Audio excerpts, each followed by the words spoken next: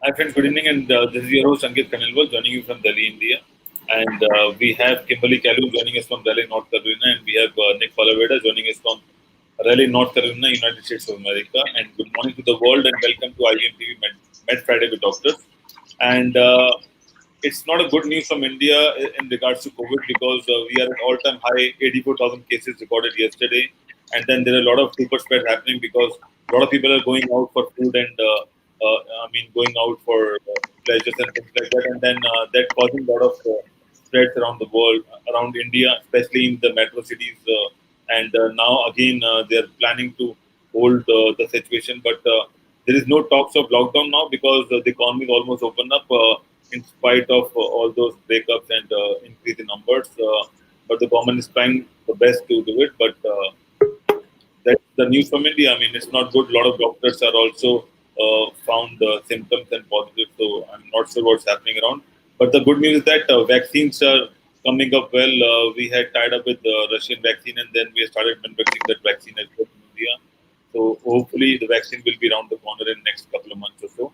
But till the time, it looks like a difficult situation. But we need to cope up with that, and let's see how we can go forward. So maybe if you go to yesterday's link, you'll get to know that stat. So This is today's date. I'm real concerned because your country is so massively Bigger. concentrated that you are suffering so horribly right now with the spread of this disease. What has been, I'm looking at the stats, how close are the reports that you see on this chart to what you're hearing in your country? No, it's not about reports basically because a lot of people are, medicating themselves at home. They are taking care at home. They don't want to visit hospitals. I'm talking about urban places, but in rural areas, still people are going out to hospitals because they don't have that facility at home.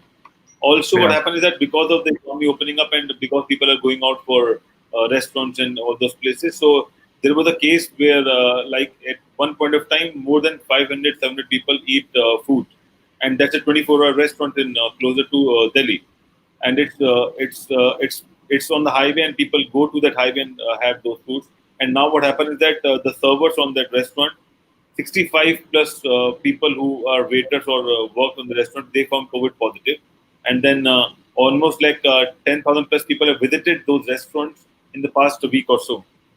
So that's a super Wow. spreader because then those people are going out to the different places, and then they spread the virus there as well. So that's the plan, and that's what scare is right now. But we still have a lot of Ayurveda and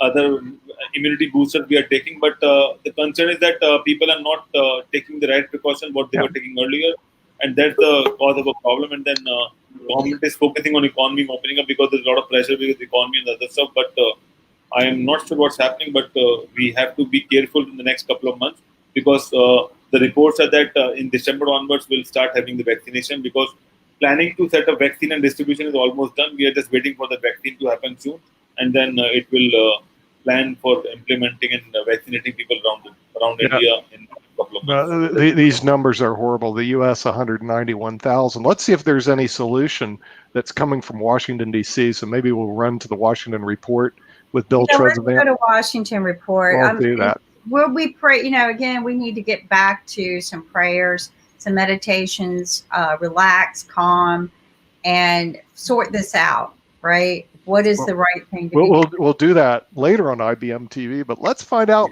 the Tower of Power and find The out what Tower they're of doing in Power. Washington. From IBM TV, International Broadcast Media, this is your report from Washington. There are 60 days left until the presidential election. While Trump has been on the campaign trail, a tentative agreement on federal funding between the Speaker of the House, Nancy Pelosi, and Treasury Secretary Steve Mnuchin was reached on Thursday. Both sides agreed to use a short-term funding bill to avoid a federal government shutdown at the end of September.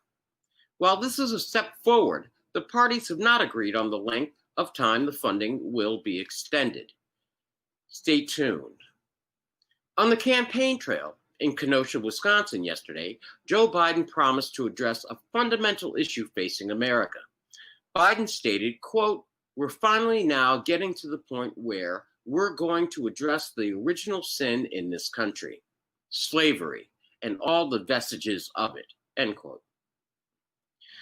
Donald Trump, for his part, walked back his statements and encouragement to the voters of North Carolina to vote twice in the presidential election in the face of heavy backlash. Officials of both parties, as well as the elected officials in North Carolina, formed a united front in publicly rebuking Trump's statements. Trump, instead, wrote on Twitter that he was merely suggesting that those who vote by mail go to the polling station to check to see if their ballots had been counted. State officials rebuffed this notion as well, indicating that such actions would cause confusion on Election Day and possibly contribute to the spread of COVID-19. Twitter has placed cautionary flags on Trump's posts. In other news, there are no new developments regarding the comprehensive COVID-19 relief package or the post office bailout package. Separately, the Justice Department plans to file an antitrust suit against Alphabet, the parent company of Google and YouTube. Next, in India, millions of students are taking their college placement exams, which will determine their futures. The JEE, or the Joint Entrance Examination, began on Tuesday and will go on until September 6th, while another competitive exam, the NEET, that is, the National Eligibility Come Entrance Test, will be held on the 13th of the month. Suffice it to say, we wish them all the best from IBM TV. Finally, the current COVID death toll from Johns Hopkins University is over 186,786 American souls lost and 867,593 global souls lost with no end in sight.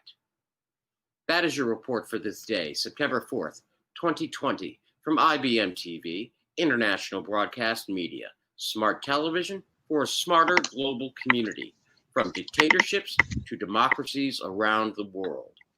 Good morning, good afternoon, good night.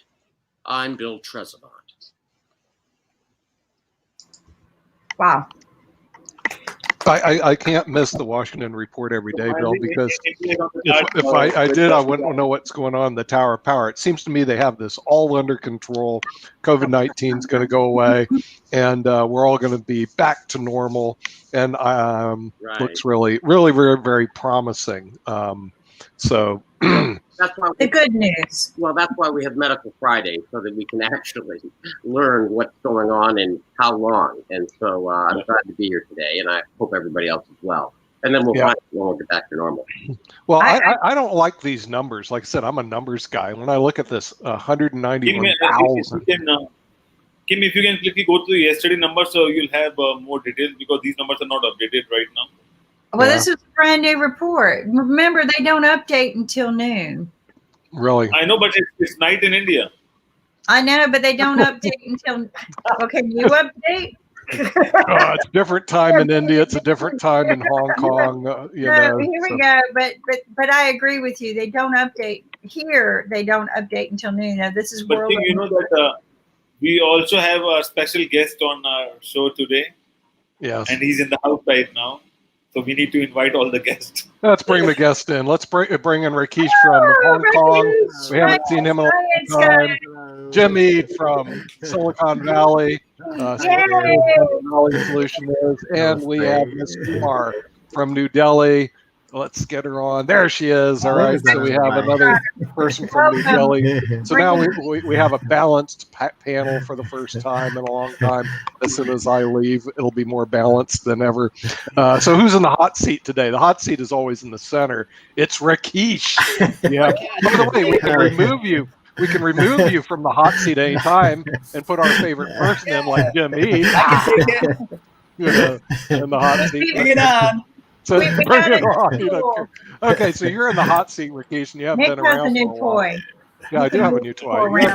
Yeah, I mean, it's great. It's great to have these toys. I mean, to be a producer, is the ultimate power trip. You can eliminate people if you don't like, if you don't like what you've heard from somebody, and see, Jim is now a producer. So when he finds all these toys, it's really great. Look, if I don't like what I heard from Washington, D.C., I just eliminate it and it's gone. It's just amazing.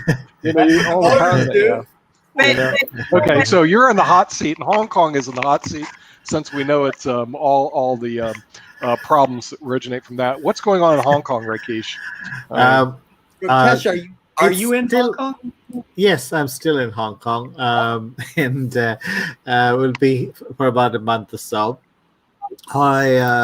The new cases are now in single digits, but I've got a case quite close to my place, so I have to be extremely careful. Wow. Otherwise, it's people are quite disciplined here. Everybody's wearing a mask. It's no major issue. Yeah, not a major problem. No, it's actually amazing because when you tell me that stuff, single digits, and if we ever scroll down and watch Hong Kong, how little the Pan-Asian countries have in coronavirus, how much they contain it. Like Malaysia, 128 people. It actually went up. It was 125. Now it's 128 deaths, but a population of 32 million. And in the United States, we're thrilled, when we only have deaths of 5,000 on 800,000 people. I mean, seriously, the metrics that I see from the Pan-Asian countries and what I see in the United States are so radically different that's almost embarrassing. So let's go take a look at Hong Kong. Total new cases, 12. Total cases, 4,000. Now you go to the deaths, the important part, because people don't like dying of stuff. 13 on a population of about 8 million people. I mean, it's really absolutely amazing how you can control that in a place so densely populated as Hong Kong. But I've seen that also happen in Malaysia. I've seen that in New Zealand. I've seen that in Australia. The ones that are not doing great jobs, I mean, United States, Brazil, and India. But India has some excuse. They've got 1.3 billion people. I mean, it's hard to keep social distancing when you have 1.3 billion. The United States has no excuse. 300 million people and 190,000 deaths. I mean, we're not looking at really great numbers here.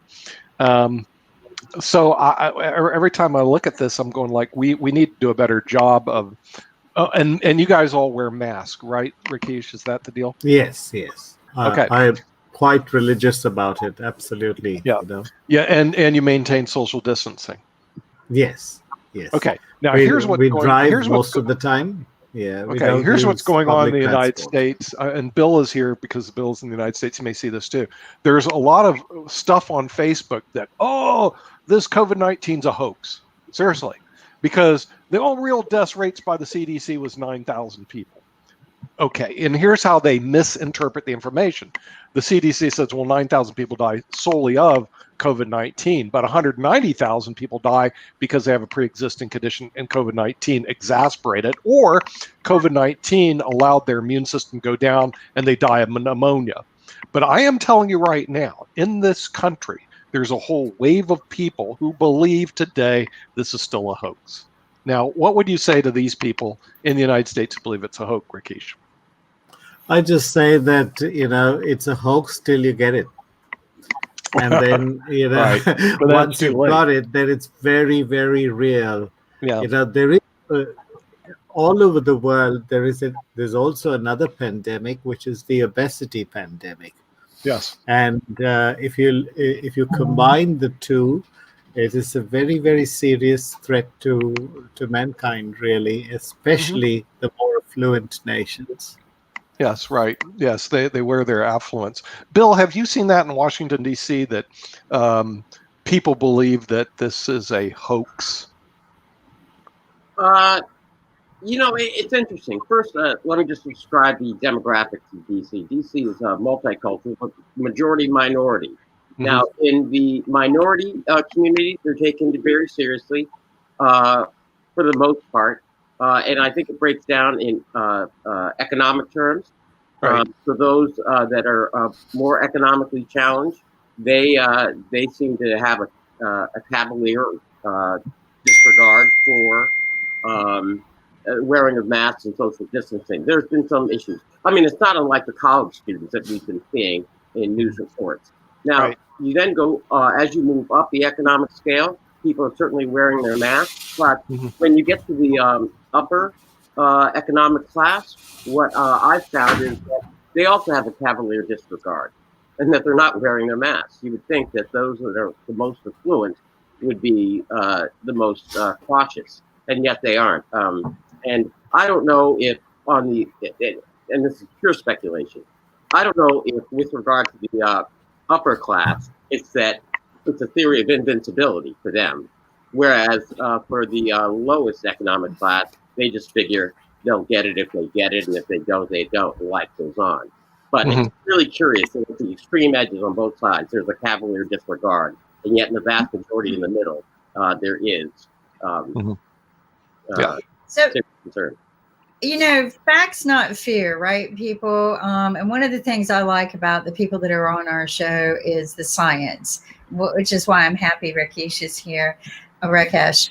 I'm going to say it right this time. But Dr. Arthur shared with us on Facebook this beautiful article. He even said, wow, you know, this is a great article about, and this is something I tried to bring out in the very beginning. The minute I heard about all of this while I was in Miami back in December and January, was what is this doing to the human body that we should be concerned about, right? What is the impact of the human body? So I started looking up, and there were, in February, there were articles being written by scientists of what the coronavirus 19 could do to the human body.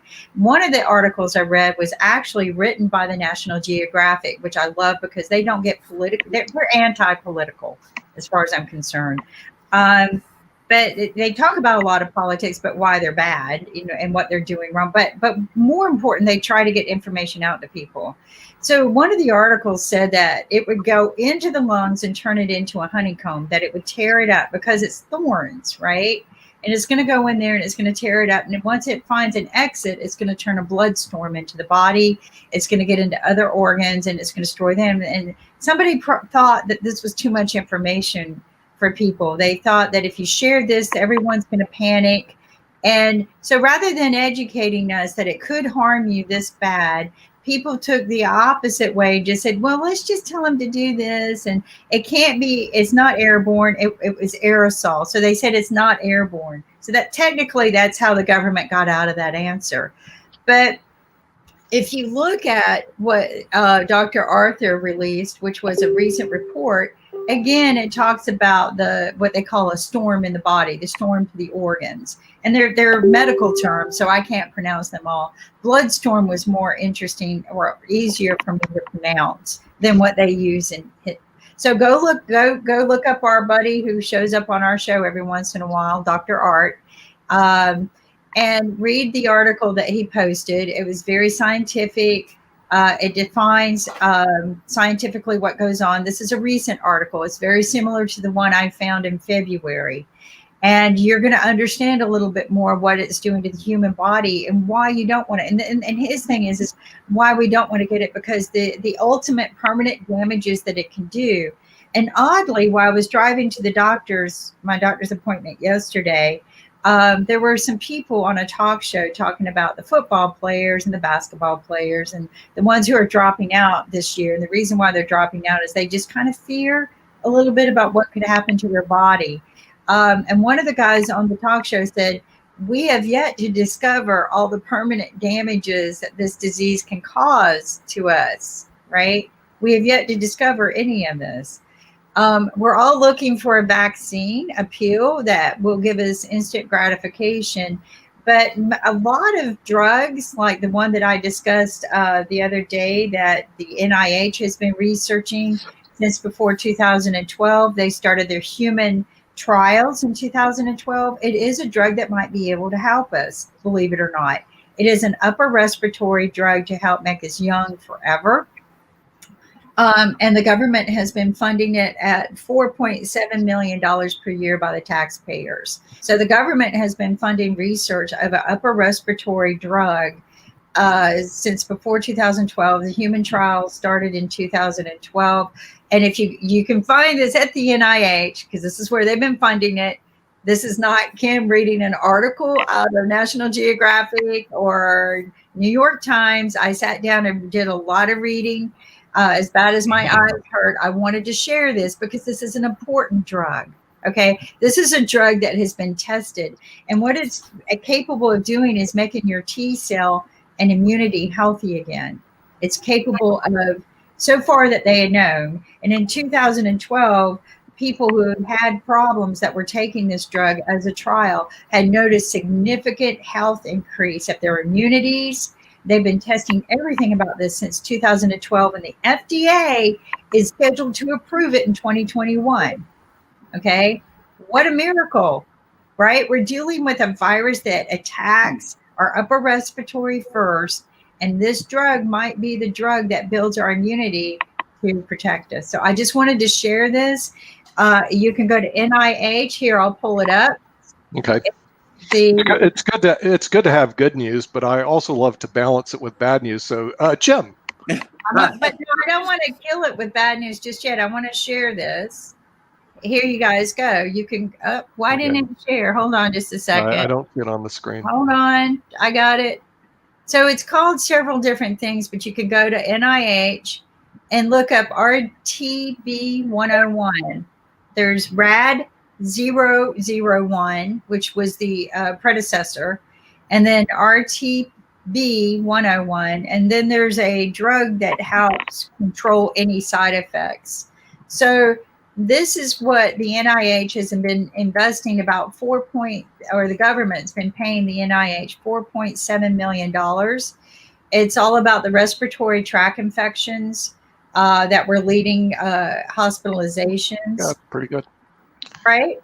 So there you go, guys. Go do some homework. Go look up. And you can find that on the NIH, the National Institute of Health website. I am willing to bet that this will become, because it's already been tested since 2012. That's a long time on human trials. That is a long time on human trials. Okay. And it's for upper respiratory immunity. It rebuilds the T cell. That sounds really great. Can I get a patent on it, or can I invest in it? So here's what how do I monetize this? Here's what I want to ask. I'm sure that the NIH wrote a lot of patents, but guess what? The taxpayers paid for this. Yeah. Well, I'm in private industry. I don't believe in that. So can there's some way I can get that patent and monetize it? So that's what I'm asking you guys. Can it be patented? Can it be monetized on, because the taxpayers paid for this? I'm sure the government's going to want their money back on it, but I certainly don't think that they need to be charging us $1,000 a pill, which that's what's going to happen. That does happen. Yes. Here's the miracle drug. It's going to help you. Well, it's certainly something we need to investigate. 2012. The TORC1. It looks like it's called the TORC1, and it's something we definitely want to investigate. Yes, Jim, since you've done your research on it. I wanted to thank Kimberly for sharing that article. I found it personally fascinating. And you read it this fast? How'd you read it? I just saw it. I saw it yesterday. Oh, you did? Okay, you got advanced warning. I've been sharing. Okay. Yeah, it wasn't actually Kimberly's share. It was someone else that shared it for me. And but I read it, and I read it thoroughly, but I really wanted Rakesh to read it, and so that I could talk to him about it, because there were parts of it that I didn't quite get. But I wanted to thank Kimberly for sharing that, because I think it's a critical article. Everyone should read it. Really? It's extremely important, because we did not understand how this virus was affecting us and attacking us. And this is the first thing that really made sense to me, scientific sense to me. And we have to remember two things. One was that the penetration point is your nasal membranes. So wear a mask, for crying out loud, because that's where it gets into your body. By the vast majority of cases, that's how it gets into your body. Wear a mask, please. And the other thing that I learned, which I did not understand, was that why were these ventilators in seriously affected people, why weren't these ventilators helping more? And the thing is when this gets into you and you get that blood storm, which is the way we're dumbing down the science of this, is it turns your lungs into jello. It's like breathing through jello. So even if you pump more oxygen in, it really doesn't help. So This sounds really bad. got to avoid You called on him, Nick. What? You called on him. Go ahead, Jim. I know he sounds really bad. This let me find It's somebody not- good. it's not bad news. I'm gonna listen to Jim. Let's go to Miss Kumar because No, she's from India and she I always am has not good things to finished, say. counselor. Ah, It's he's going to bad continue news. rapping on. All right, It is bad not news. bad news. It is Okay, not bad great news. news Oh, great because news. we're finally understanding this. And Right. now what we've seen is all these deaths, these horrible deaths. And this is the first thing that I have found. I have been, it was thrown into my lap that makes me optimistic. Really? Yes. Okay, the stock market isn't that optimistic, as you know. It just plunged about 3 or 5% yesterday. But let's go to Miss Kumar because she always seems very positive and optimistic. So I like listening to her rather than the rest of the panel that send me doom and gloom. Except this is the first time you've been a bright light.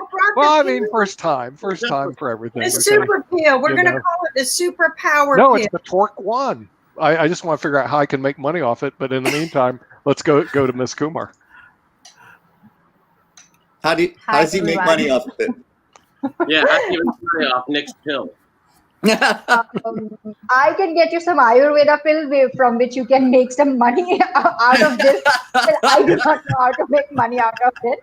In India, you can bottle up some James or some nutties in a bottle and you can sell them. Saying Really? that it's Okay. There you I'm go. excited Put about a new that. label. We'll put a new Okay. label on it. Right. Okay, so We Nick, can do now that. you're satisfied. You have a plan for prosperity. Now, Ms. Kumar, can we talk about medicine and the virus, please?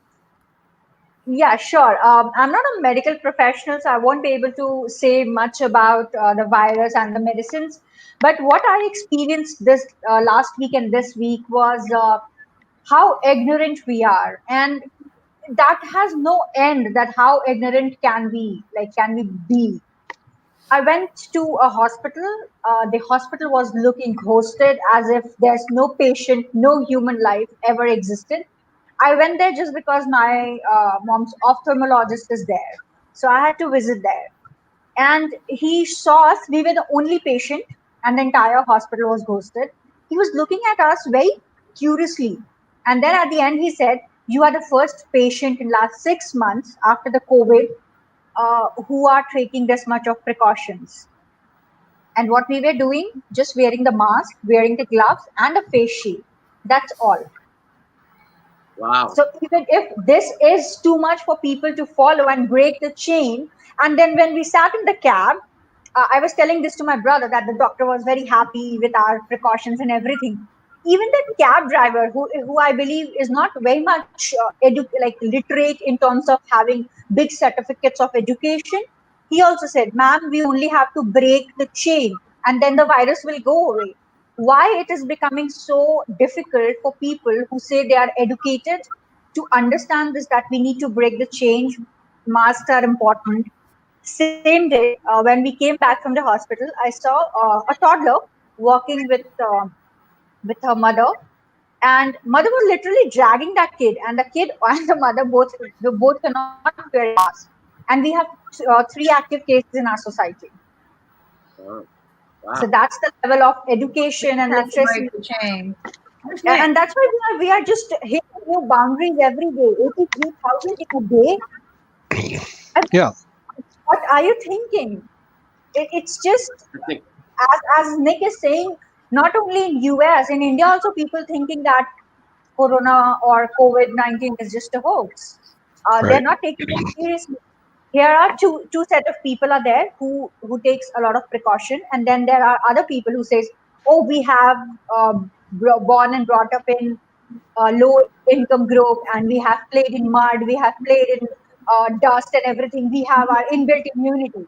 And then they are getting infected. They do not know what to do. Then they are spreading it to others, and the numbers are just growing.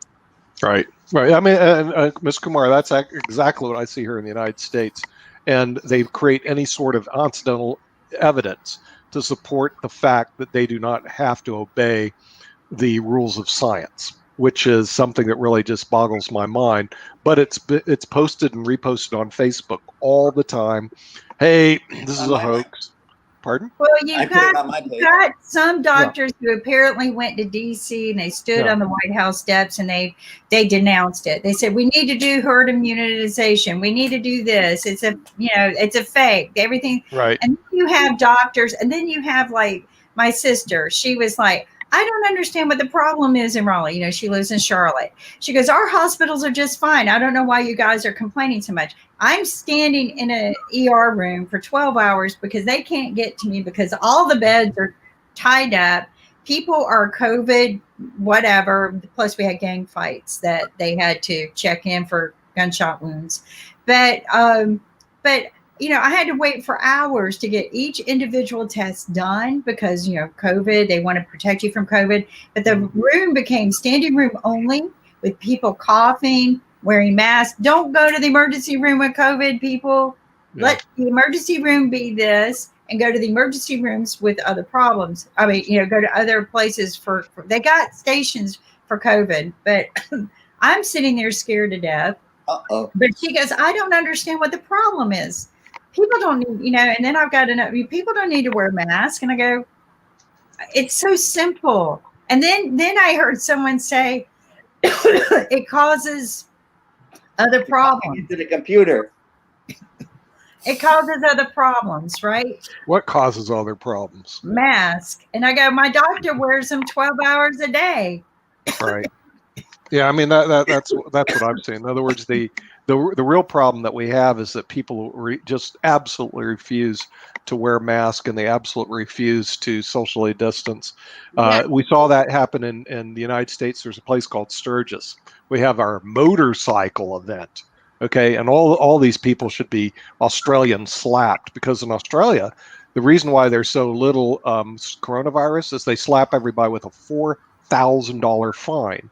Now, oddly enough, people respond to the $4,000 fine more than the potential death of them or their family. And of course, what happens? They left Sturgis and then they went and they infected other people in other states, including themselves. Then they go to the emergency room. Oh, I'm sick. I'm dying. Well, what do you expect, you moron?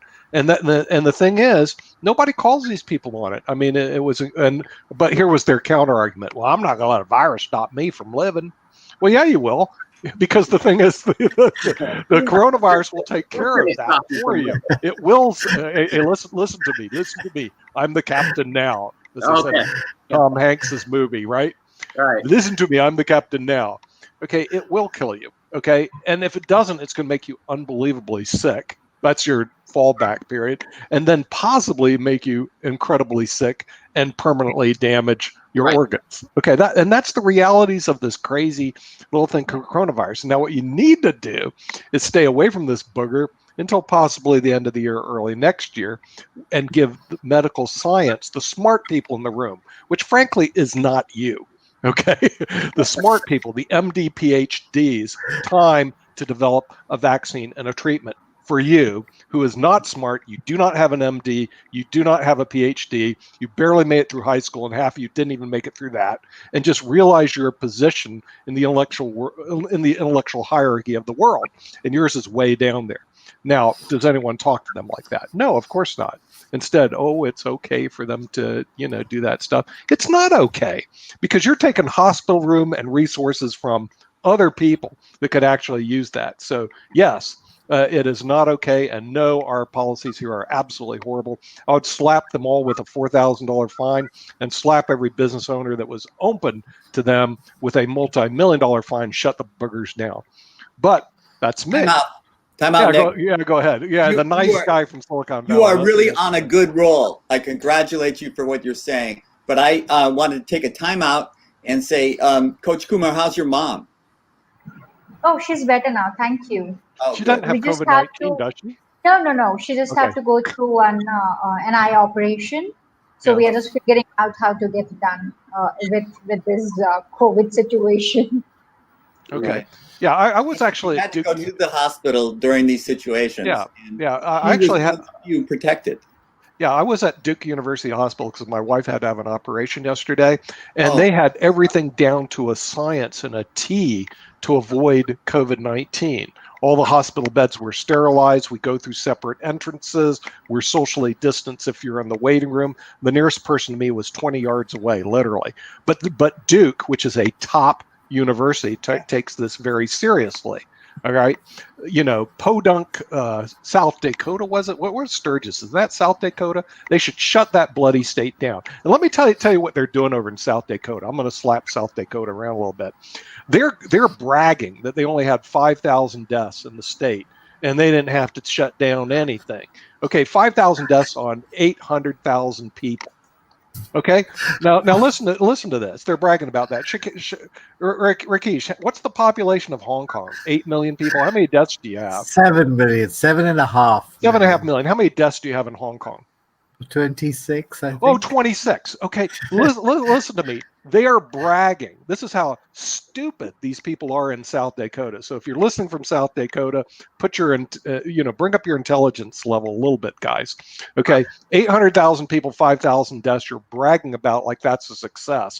When in Hong Kong they have 7.5 million and 13 people who've died. But let me ask you this. Obviously, I'm a numbers guy, run an actuarial firm. Well, it's 13 per million is what your stats just showed. 13 per million. Okay, so it's more than that. But still, it's well under 1,000 people. Okay. Oh, yeah. Okay, so statistically, Hong Kong's doing better, way better than South Dakota. And so for you guys to brag about this governor that you have in South Dakota, who's doing a great job, is totally bloody wrong. The numbers don't prove that. They don't even show that. You're doing a absolutely horrible job. You should be fired. And unfortunately, the citizens of South Dakota will not fire you. And yes, we will be more than happy to bring whoever is on South Dakota onto the show to defend themselves from the Bring it on, Come on, South Dakota. Asking South Dakota to show up for a change. But I don't expect too many people to show up from South Dakota because that bloody state has less population than my county. That's how small it is. Is stupid a medical term? Yes, it is. Stupid is a medical term, as you well know. For those who showed up to Podcasters Thursday, we had one of the smartest person in the world on IBM TV with one of the top 5 highest IQs in the world. And that's what we get on IBM TV. We don't get too many people from South Dakota. So as I'm slapping South Dakota around, if somebody shows up from that state, hey, let's go to India again. Ms. Kumar, do you even know where South Dakota is in the United States? Not exactly. I can locate that on a map, but yeah, not exactly. Okay, very good. Okay, I know where South Dakota. That is how insignificant you are. People in India don't even know where you are. Let's go to Hong Kong. Rakesh, you're an educator. South Dakota. Do you know where that is? I think it's somewhere in the middle. Yes. There we go. Even more insignificant. Okay. More insignificant is South Dakota. So if South Dakota is your bragging right, I think you guys need to really find another state and another set of demographics that you can hang yourself on, not a governor who says, oh, we don't have to do anything. Now, the only advantage you do have in South Dakota, for those who are listening, which, like I said, the population is less than the county that I live in North Carolina, is that the fact is you are socially distanced for the most part because nobody lives in your bloody state. Okay, 800,000 people, and you have a huge, it's actually a pretty decent sized state.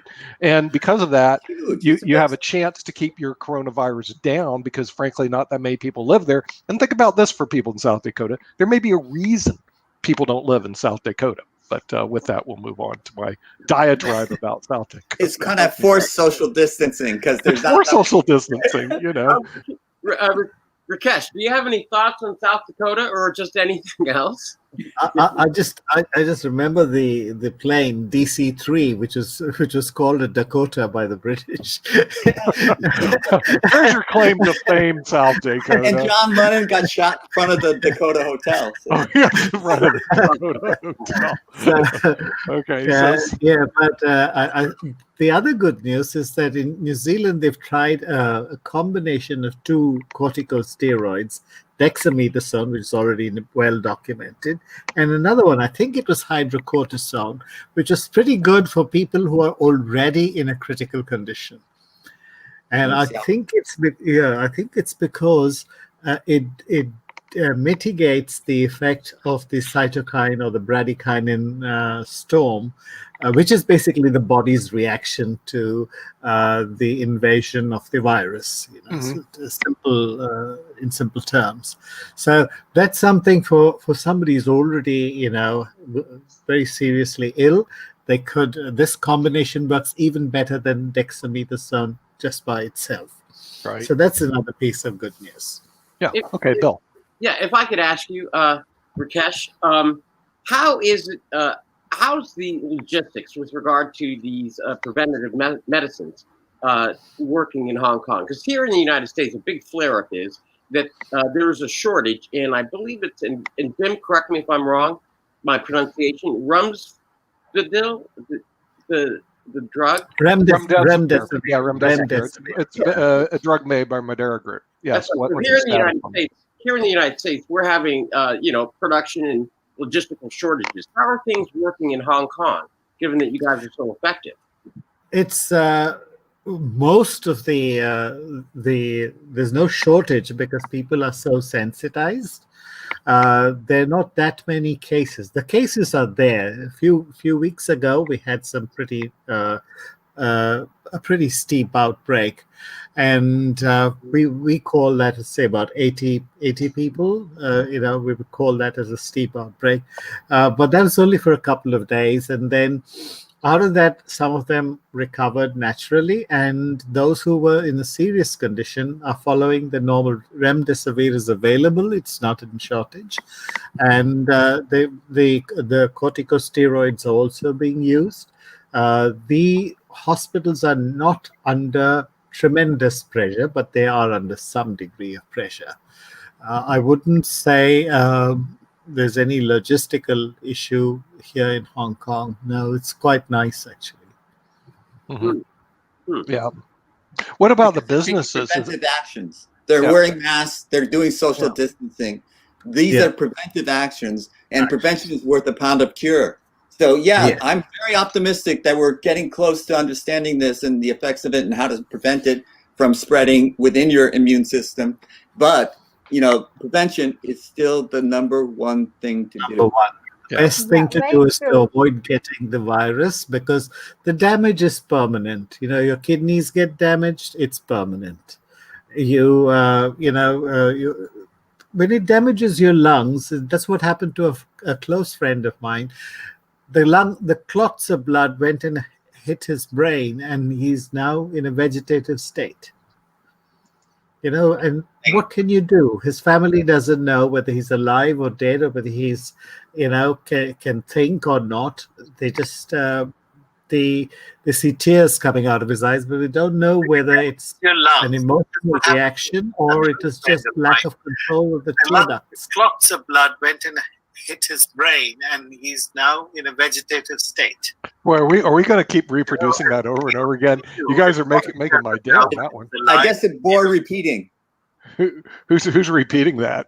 Wow, that doesn't sound very good. Well, I mean, one of the things that the media has done is basically shielded from the vast majorities of Americans the damage that actually is being done right now. In other words, all we're seeing right now is numbers of people dying. We're not seeing all the basically the destruction of people's lives. We're not seeing people even die because they go into these little hospitals and they come out in a box, and that's all we see here. Actually, Nick, we don't even see the boxes. But I have a question. Yeah, right. That's right. And do you think it's because, at least in the United States, with the 5, I believe, major media companies, it's that their journalists are really just pursuing an agenda. They just want to get a gotcha moment and stir up or like a car accident rather than reporting. Because, and if I recall correctly, one of the turning points with Vietnam was when Americans started seeing service members come home in coffins. Right. Now, had America seen the number of coffins coming, say, out of New York City alone, because I was shocked when I saw all of those refrigerated trucks lined up. But we've never even seen the boxes. And Nick, do you think that that's because they're covering, the media is focusing on other things, or? You know, you're asking a very good question, but I think it's the media right now, which we wouldn't know in the United States. I'm not sure about Hong Kong and India. In 1983, for those who don't know, we had 50 companies, 50 companies that basically ran 90% of the media. Today in the United States of America, we have 5 companies that control 90% of everything that you see, feel, and hear in the United States. And so it becomes a really big problem of what you're being fed on the media, which could be something far from reality, or something that doesn't even strike reality. Instead, the thing is, they want to show that, or they believe they want to show whatever their agenda is, and not present this in a real format.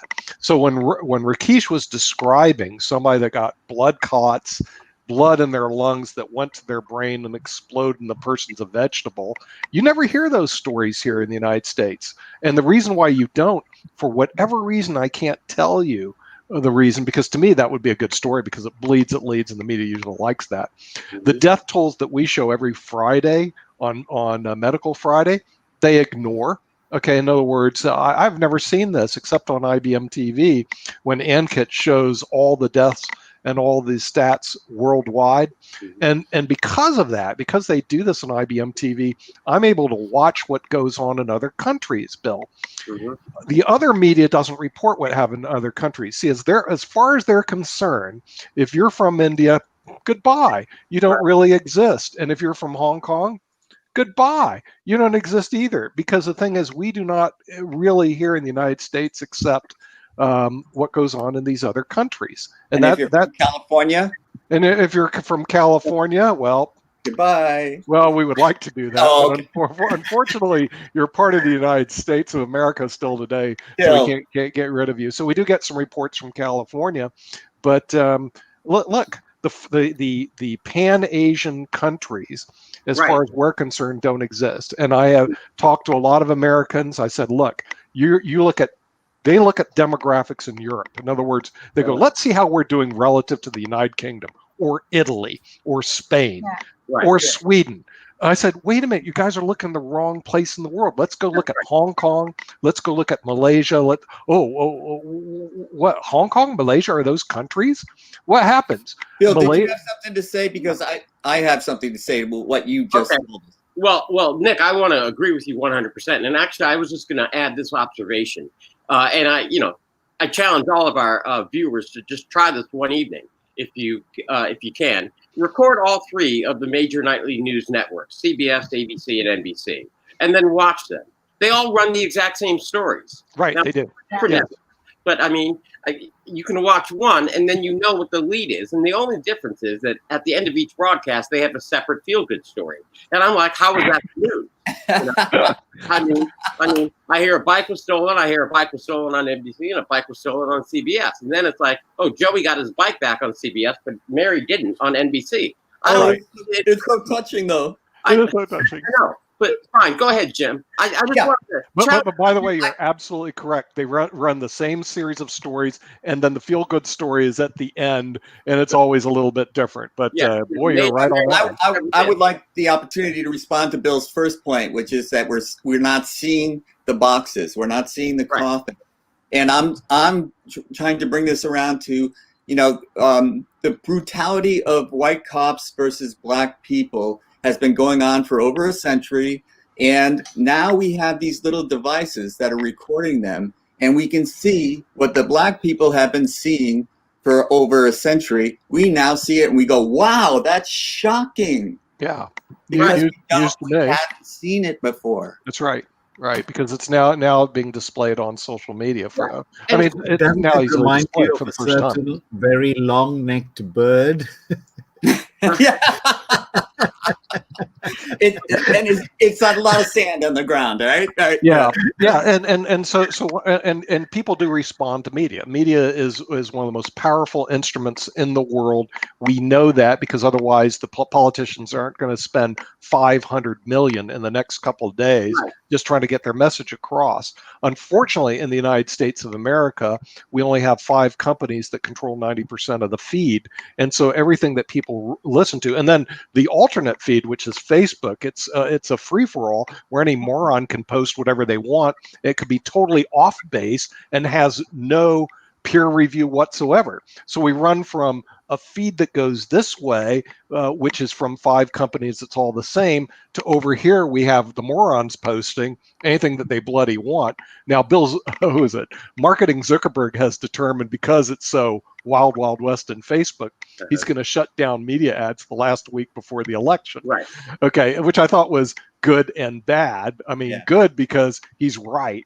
A lot of those media ads are just made up trash, and he's wrong because the thing is, who makes that determination whether it's made up trash or not? Well, actually, Nick, on that point with regard to Facebook, it's a great gesture, but it's not going to change anything, because all the campaign, by announcing it and saying, okay, the last week I'm not going to take any more of your new ads, that just means that the campaigns are then going to say, okay, well, we can't run any of our inflammatory ads during the last week, so we're going to run them, the second to last week. Sure, right, yeah, right.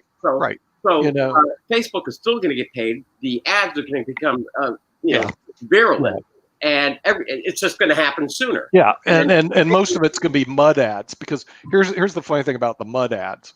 They did a study. They said that when they asked the people, do you want to see people throwing mud? All the people said no. That mud is something we don't want to see. We just want to see objective, reporting. Right. Then they did another study. Okay, what made their decision making? Was it the mud or the objective thing? It was all the mud. So what happens is the advertisers, who are not stupid, go, mud works. Right. So the thing is, you might as well throw as much mud as you can, as fast as you can, because because it sticks, and people do not look at the issues. That is not how they do their decision making process. Okay, and Jim, I just want to go back to you for a moment, because you were making the point about the advent of everybody becoming an opinion writer through their video reporting. Right. And I guess, do you think that we would be reacting differently if we saw the bodies? Yes. The bodies. I honestly believe if they showed the bodies, and see, right now it's all covered up. But if they showed the bodies and they showed the torment that these people go through, people would react differently. Instead, right now, it's all being covered up. So we have 190,000 people die. And if you ask me, did you ever get to see the anguish of any of these people that they went through? Did you get to see the funerals? Did you get to see the people proceeding, around and the impact it had on the families? The answer is no. I have not seen one, and I live in this country, and I do watch media, Bill, and I don't see any of it. Now, even what we do, because we don't have access to the feeds, all we do on every Friday is we show the data of the people dying. 190,000 people. I agree with you, Nick. I agree with you, because the visual input is the bestest input in our psychology also, that whatever you see, you remember that for your lifetime. And that gives you the impact. You get connected even more. When I'm reading and when I'm watching, there are two different things happening. Both are happening through my eyes, but when I'm watching something and listening to it simultaneously, then it is making a different impact on my mind. But if I'm just reading, it is just an input for me. So there are two different things. And talking about media, initially in India, when COVID pandemic happened, we had state-wise news that, okay, this state has this much cases, this much died. And I remember from 1 case to 38 lakhs, it's like within 6 months, we have reached from 1 to 38. And then suddenly some unfortunate celebrities' suicide happened. And then the CBI, the highest investigating people, they are investigating, agencies. Thank you, Rakesh. So they are investigating the case, and now to people who are they are saying are involved, what are they eating, what are they drinking, what dress they are wearing, these are the things which are coming on news. Nothing apart from that. Only in the headlines in the morning, India's corona toll has reached to this number. That's it. How many people died? Where are we on the vaccine? How does that spread? I was reading an article, and as Rakesh was saying, that this virus is making a hell lot of difference in our body, permanent damages. There was a research research done on 1,263 people. Out of them, 970 people were determined with heart problem, and 70% of those people had never had heart problems earlier. So if the virus is making this impact, why this is only coming in a very short article on Facebook somewhere or somewhere on the Google? Why it is not accessible to each and every person who is living? If I read that and I got scared that, oh God, if I get that, even if I survive from corona, my heart will get some impact or my kidney will be impacted. So I'm more cautious about protecting myself and my family. So all these data, these are not made public. This is not too many people in India are tech savvy, or they are having smartphones where they can just scroll the news and read it. So media plays a very vital role, but here what they're doing, they're selling the candies with vitamin C. Even earlier, before COVID, those were candies for kids just to keep them entertained. Now those candies are immunity boosters. So everything from coffee to candies, from your muesli to your cornflakes, everything is immunity booster right now. I do not understand suddenly how things changed from normal breakfast cereal. Kumar, you know that right now a lot of people have started taking alcohol because of COVID, and then according to them, it's immunity booster. No. No. Immunity or attitude?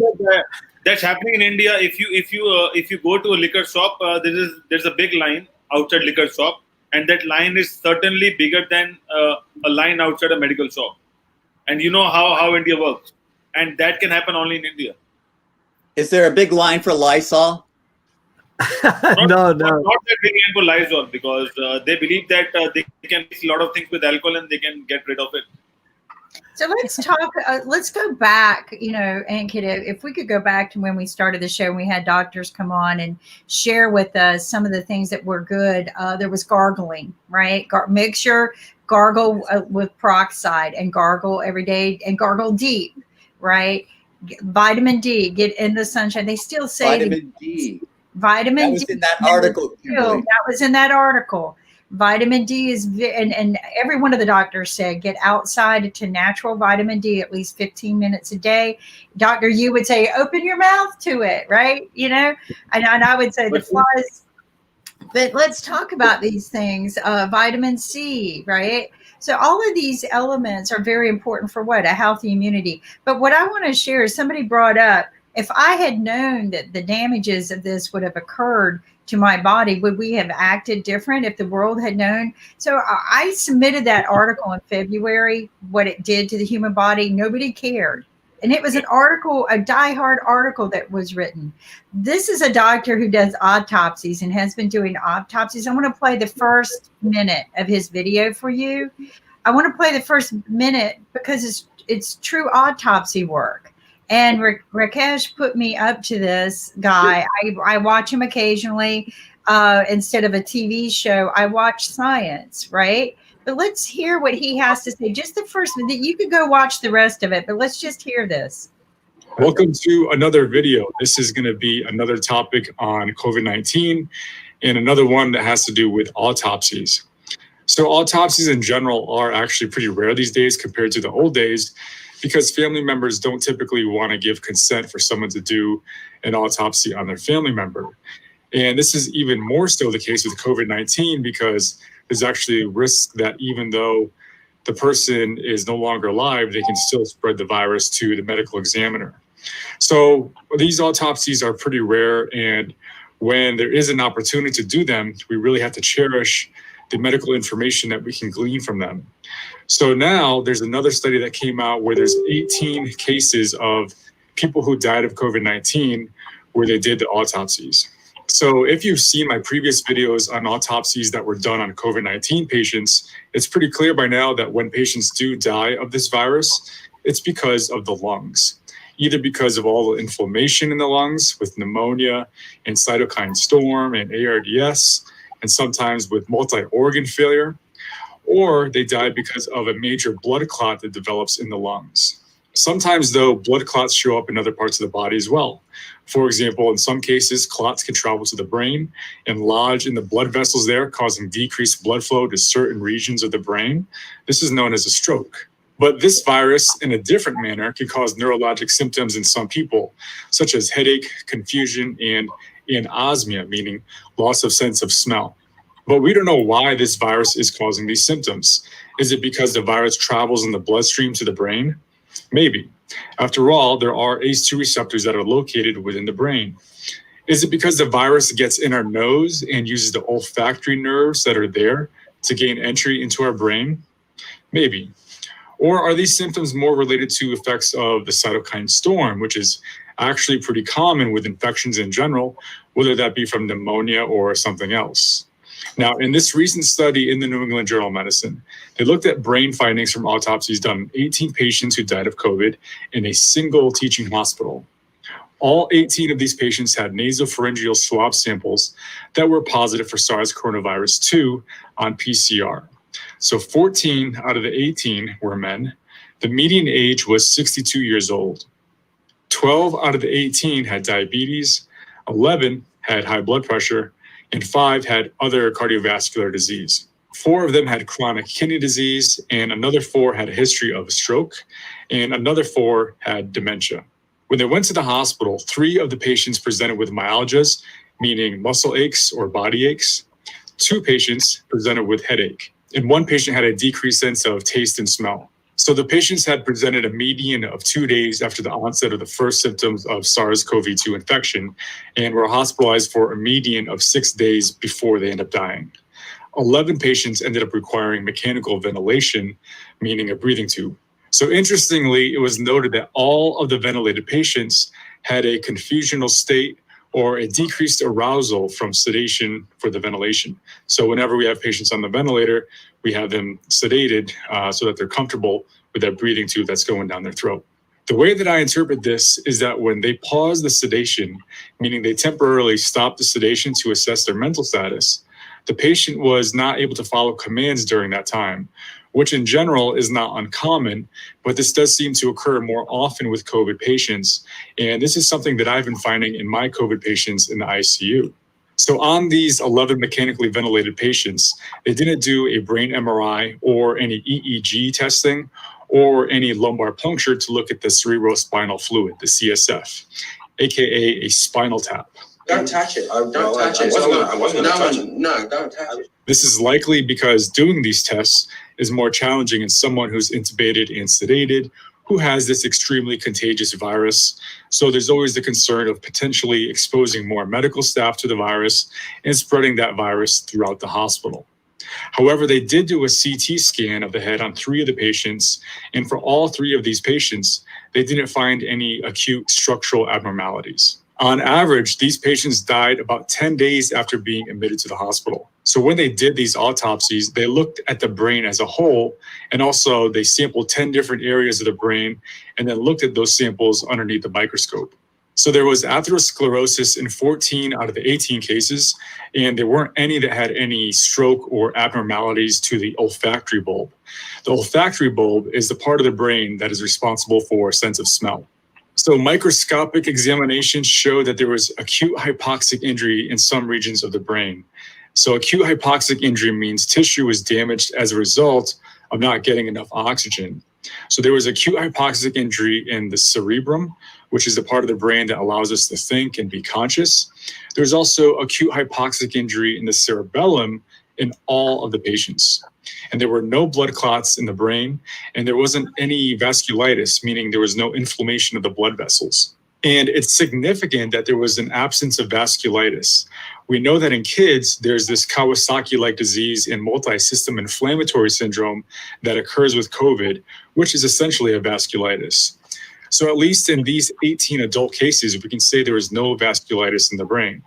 In one case, there was focal leptomeningeal inflammation, which means there was inflammation of the meninges, meaning the lining of the brain. So essentially, it's sort of like a meningitis. So another thing that we want to know is the virus actually invading the cells of the brain? So in this study, they actually tested the brain tissue for the virus. I went further than I was supposed to. I get so caught up into him, Rakesh.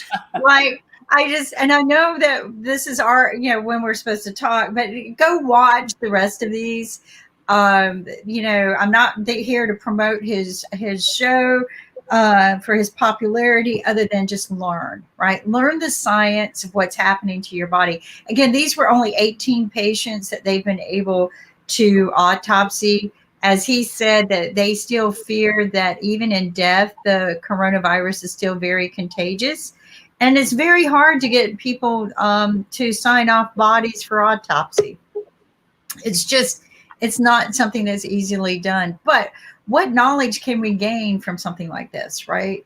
It's just. I'd like to Can you point remember out. we had a discussion with Dr. Sareen, and Dr. Sareen said that although we are learning about COVID, but no one knows what happened in future in regards to COVID, and what kind of side effects and organ effects people would be having in future, because there is no study about it, and my concern is that it's not about COVID.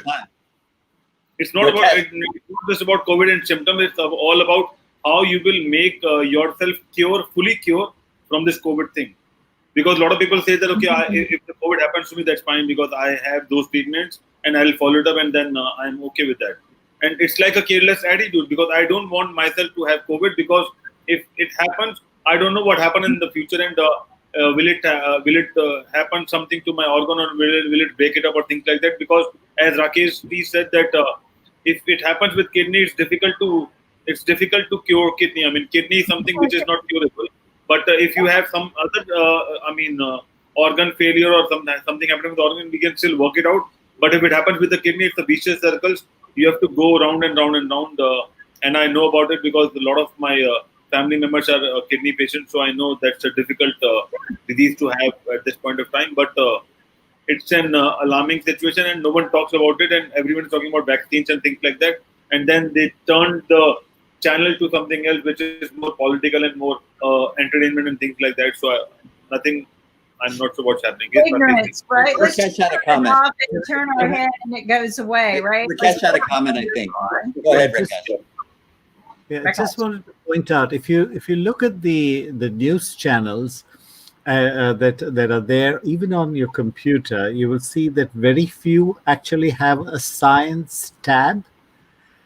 Yeah. BBC didn't have it for a long time, and have just recently introduced a science tab. They used to have a technology tab, which was talked about computers and the internet, but they would not talk about science. And this is a problem of perspective from the people who manage media. So it's small wonder that they don't want to talk about the gruesome aspects of this virus, because their perspective itself is twisted away from science. And today's science is tomorrow's technology. So there's no point focusing on just technology. Science is crucial, especially in times of a pandemic. That's why we have the public remaining uninformed about something as a once in a lifetime kind of catastrophe that we are facing today. Because media has no focus on this. They pretty much like ostriches. This is why I thought about ostriches, because some people in media have not realized that this is something you're going to lose. If we take a completely cavalier attitude to this, we could be losing by the millions. We could be losing people by the millions. Well, if Rakesh, and I agree with you, but unfortunately, if you look at a lot of media, they all have they're controlled. One, they're paid for by whoever their sponsors are, so they have to report the way they are paid for. I know that they're going to come down on me really hard for this, but I have even gone to meetings or been invited to go to meetings, and you're given a list of questions of what you cannot ask. Okay. And so when COVID first came out, I'm sitting there listening to some of what I consider very intelligent anchor people. And I'm like, they're asking the same dumb question over and over. Why isn't anyone broadening, asking a different question? It wasn't even rephrasing the dumb question. If you go back and can look at some of those, you're going to see that. The other thing that really, really bothered me, and listen for this word whenever a politician uses the word typically. The minute they use typically, the next word out of their mouth is going to be a twisted truth. Okay. So just be very, very careful about that. I've learned that through experience. Typically, they're going to next word twist the truth. So, but the concern is that they had this information. They knew that it was spreadable by air, but instead they were asked the question, is it airborne? Okay. Nobody said, is it aerosol? But immediately they jumped on that word, and typically they got out of it. And they go, absolutely not. They go look at it. Absolutely not. It is not airborne. But they knew it was aerosol. Aerosol to me is airborne. But the words, right? Technically, they got out of it. But this is what they told us from day one, right? And then I don't know, but Ed and I, we remember this because we were joking about it. That one day it was stay this far apart from each other. Then we were watching, the ruler came out and it was stay this far apart. Next thing you know, they're going 6 feet apart. And it was all within 24 hours, right, Ed Kid? Remember, we were laughing so hard. Yeah. And what's magic about 6 feet? Well, yeah, that's the distance that you, with a typical, when you sneeze, the speed of your airflow through your nostrils is like a wind tunnel in an aeronautical engineering setup. You know, it is absolutely stupendous. So it goes a long distance. And here, if you sneeze and you haven't got a mask in Hong Kong, everybody sort of moves away from you. Most people have a mask in Hong Kong. So coughing is another one. Coughing comes with a huge force. And a lot of people don't know this, but you can pop your lung by coughing. And in the UK, it's 6 meters. So what's so magic about this? You know, we don't know. It was just a rule of measurement to give people comfort. That's all it was. But if you recall back in the day, way, way back in the day, women's dresses were buffoned out, right? And I'm talking about fashion to me, I think if we really take a look at fashion, it was designed to adhere to some medical necessary measurements, right? So the dresses were really big. Yeah. Let's go to Bill on this. Okay. Fashion, Bill? Kim, I'm just curious. So you're saying that the women at that time who were, and from what I understand, it was horrific with the the corsets and everything else, and they did physical damage to their body. You're saying that actually was intuitively healthy. Keeping distance. Distancing. But here's how they got the women to do it. Yeah, we're going to make you look skinnier at the waist, more attractive, and more shapely. And then the dress goes out like this, right? And of course, the more aristocrat you are, the farther it went. Well, I'm certain now that I look back and I look at certain times, or like the women in India, they wear the veils, right? They're covered from head to toe. I truly believe that a lot of this was designed to protect women from certain diseases because we are the bearer of children, right? And I'm going to tell you what, if you measure the skirt, right? I have some. And if you measure modeling show, modeling Mondays. Modeling Mondays. So if you measure, debutante, right? That I wasn't one, but anyway, if you measure that, it would give you about a 6 foot distance. It would protect you from sneezing. They were protected from being real close to each other. But yeah, they were told. So we were told as women, it's going to make you skinnier. It's going to make you look shapier. Yeah, we literally destroyed our ribs over it. But yeah. And for someone to kiss you, you had to bend over to allow them to get. That was another thing. It did protect you from that. Bill, you got something to say?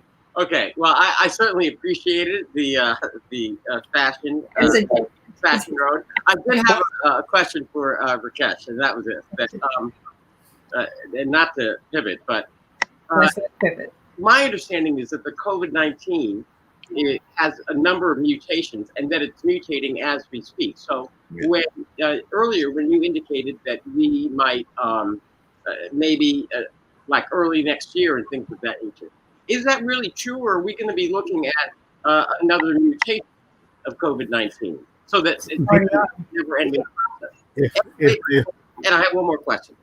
Last week on Medical Fridays or Dr. Fridays, they told us that this was essentially going to be a 3-year kind of window for it to kind of run through and us improve the vaccines and think about it. And so that we had to be thinking longer term, 3 years. So here are the two questions. Are we going to be seeing another mutation? And is the 3-year window really what we ought to be looking at? Well, I'm not sure that I can give a timeline, but I can say this much, that current vaccine, the focus of treatment is to prevent the RNA, which is in the virus, from actually getting into your body cells, and you can do that by blocking out the spike protein. Right. So what they do is this is one of the vaccine approaches, the one that's being done at Oxford, where they're trying to block out the spike protein so it doesn't even enter your cells. And once that's there, you're pretty much safe from the virus. Some other ones are actually going to attack the RNA itself, and that is the one. That's where mutation happens. So that's a tricky one. No, I don't think anybody, to my knowledge, has a clear fix on that, because it's a very large RNA molecule. Typically, RNA viruses have about something like about 9,000 base pairs, which is basically the proteins, amino acids that make it up.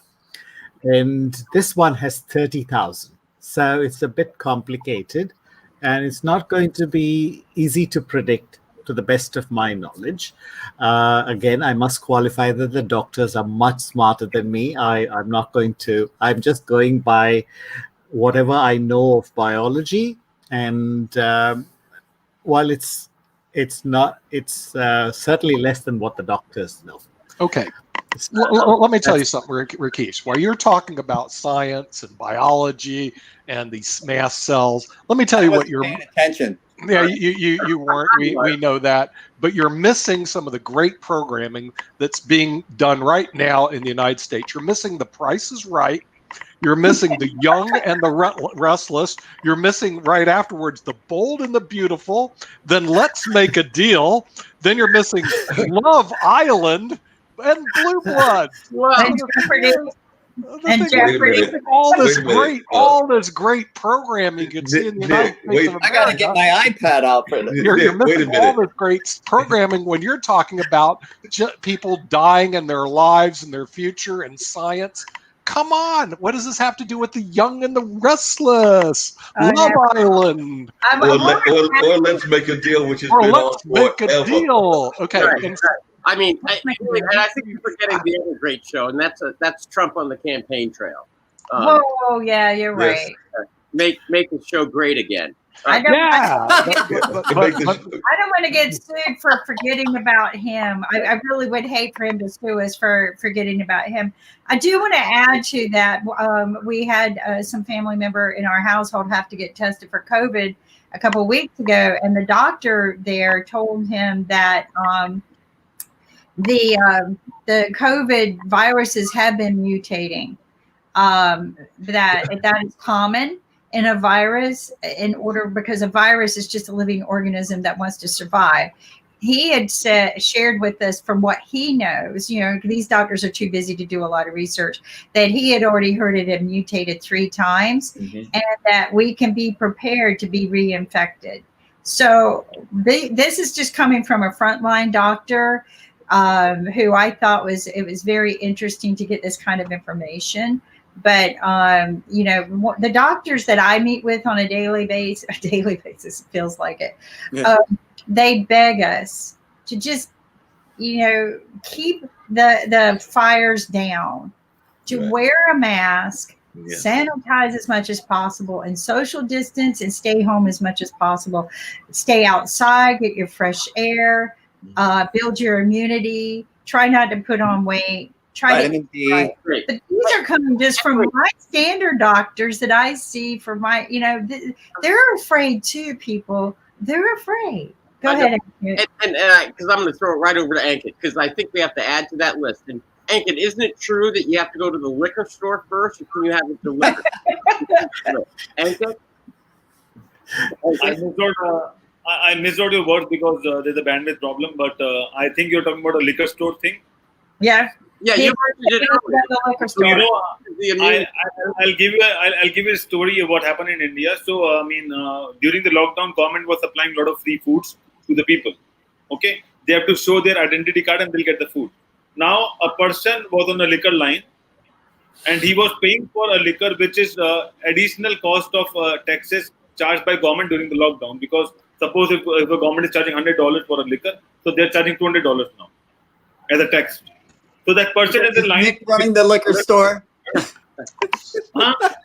Hey, speaking of running Nick's liquor new store, business. okay. He's running Hey, the liquor store. you guys at IBM TV, listen to me, okay? Listen to me. I'm the captain now. You guys are missing the Love Island, okay? And the production cost of the Love Island is no lie.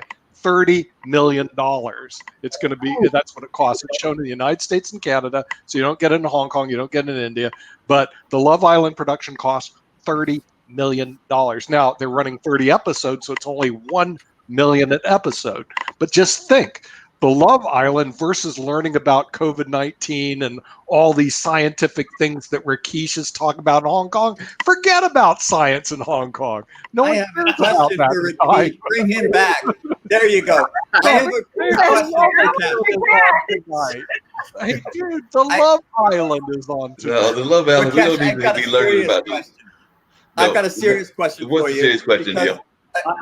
Mark, I would really want to ask Rakesh, because we were back when you were on the show, which seems like a century ago. You and I were talking about mutations, and I was giving you this example of coronavirus 1.0 and 1.5 and 2.0, and you were telling me that I was using the term mutation a little vaguely. And I wanted to drill down on that with you to say, is this virus mutating as we commonly use the word, or is it a variation of it? Or can you help me understand that? Yeah. Virus is actually on the borderline of what we describe as a living organism, because outside of a host, it has no properties of a living organism. It's just like another organic molecule like polythene or something, but it's made of RNA.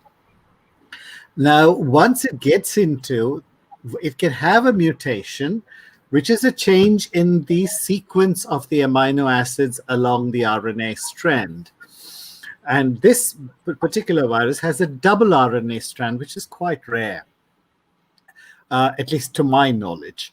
And if there's a change, some of those changes are dangerous changes. They affect the host badly. Not every change.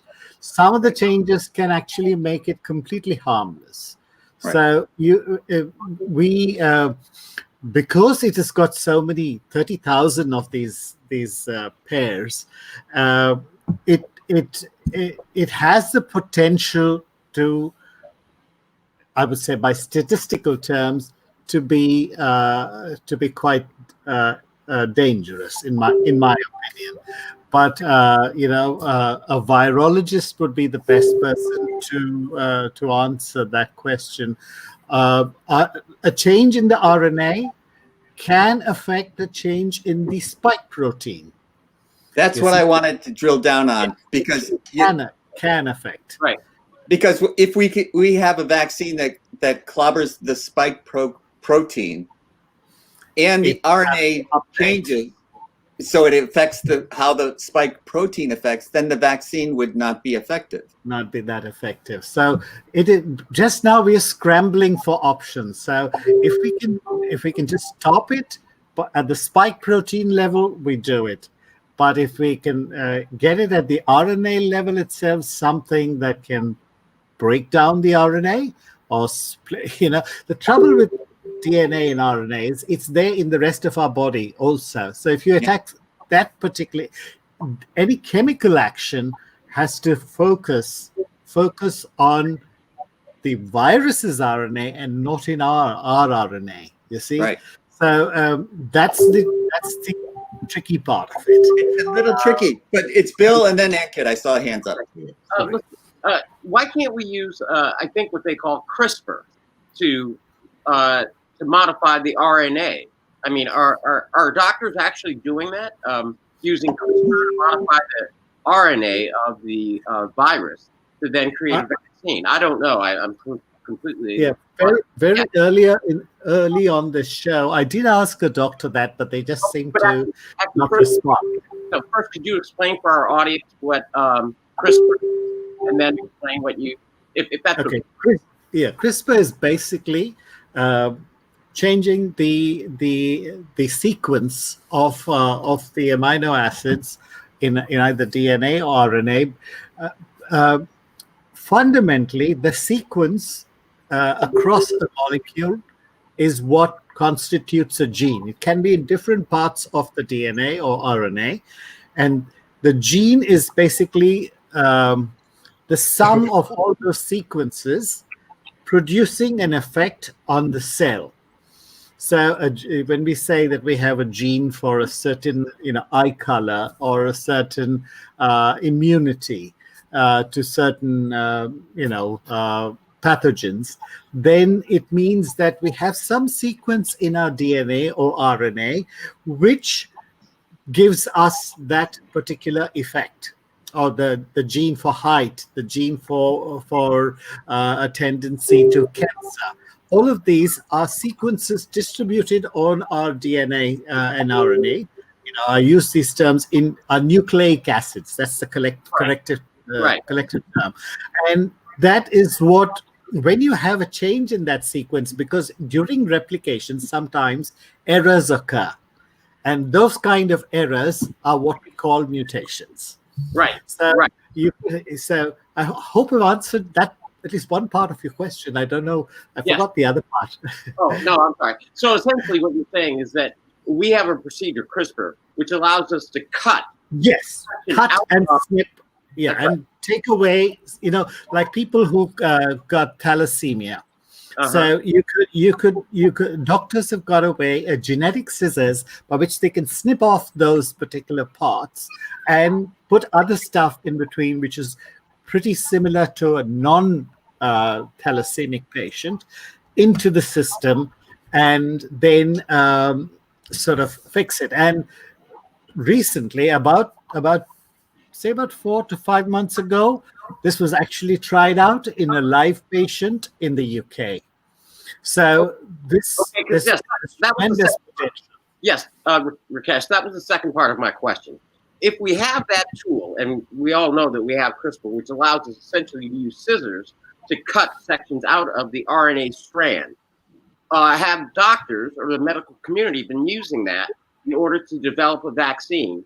And I think that you were beginning. I'm betting on that. I think they are already sort of working on that kind of thing, modifying the virus. But they have to make it specific to the virus, not mess around with our own cells. You see, and that's where the tricky part is. Dangerous. Yeah. Ankit, you were up next. Yeah. So I have a question for Rakesh. Is that, I mean, when we talk about RNA and COVID, and someone is suffering from COVID, because there was a news that one of the guys in Hong Kong, he suffered from different mutations of COVID-19, and then there is some kind of research going on that also. So my concern is that what happens to the future generation of that person? Because if it's in genes and if it's in DNA and all the stuff, would that future generation also a part of the same COVID, symptoms or things like that? That is the first half of the question. Secondly, I also wanted to know that, in future post-COVID, do you think that, dating and marriages will also be based on whether you are COVID or whether you're not COVID? Would that be also a determination of that is a social question. I'm not so. The second part is a social question. But in terms of reinfections, not just in Hong Kong, we've had another case in New Zealand also where there's been a reinfection. And I'm not sure whether it's because there was a mutation. It's the immune reaction of the body to the first infection. Normally, those antibodies stay for a longer period of time, but for this particular virus, the antibodies just stay for about 3 weeks or 4 weeks. Wow. So in a month's time, you could have the same strain reinfecting it because your antibodies don't exist. Wow. Yeah, that is a wow. So then, that's why. Go ahead, and that's why doctors are suggesting that we need at least 2 vaccines, but that could be 3 or 4 based on your zones and based on your requirement for the body and antibodies, because it's not just one vaccine, and that would be annually. It's not it's not a one-time vaccine. That would be annually. You have to take it, and then as Dr. Arthur said that this whole process we have to follow for the next 3 years, because then only we can say that we are COVID-free. Because until I would guess we are still not influenza-free, we are still not Ebola-free, and all those stuff is still going on. It's just that we have the vaccine, so we can protect the body. But we never know what happens in the future, and people who are suffering from COVID and they come out clean, we are not sure whether they will have a healthy life in future. That's the point of concern. From the positive point of view, you can always, our technology that we are having is also developing to a substantial extent. And it's possible that we will develop new alternate lines of treatment, which will sort of help us deal with this vaccine. I'm afraid that, yes, we are going to lose a lot of lives. The elderly are vulnerable. We are going to have that problem. We're going to have individual populations have their own genomes and different vulnerabilities. So you're going to have that effect also there. And then because we live in a civilized society, certain genetic possibilities are there, which if you lived in the jungle, you would not survive. Say if you had, the thalassemia, or if you had some other disease, if you lived in the jungle, you would die out. You would be eaten by a predator. Because we have such a large population where even recessive genes are allowed to survive, something like a virus like this, can wipe out owners of that recessive genes. So you could have loss of population because of that. You could, those are the probabilities. Okay, well, we're talking also. Oh, sorry. Go ahead, actually.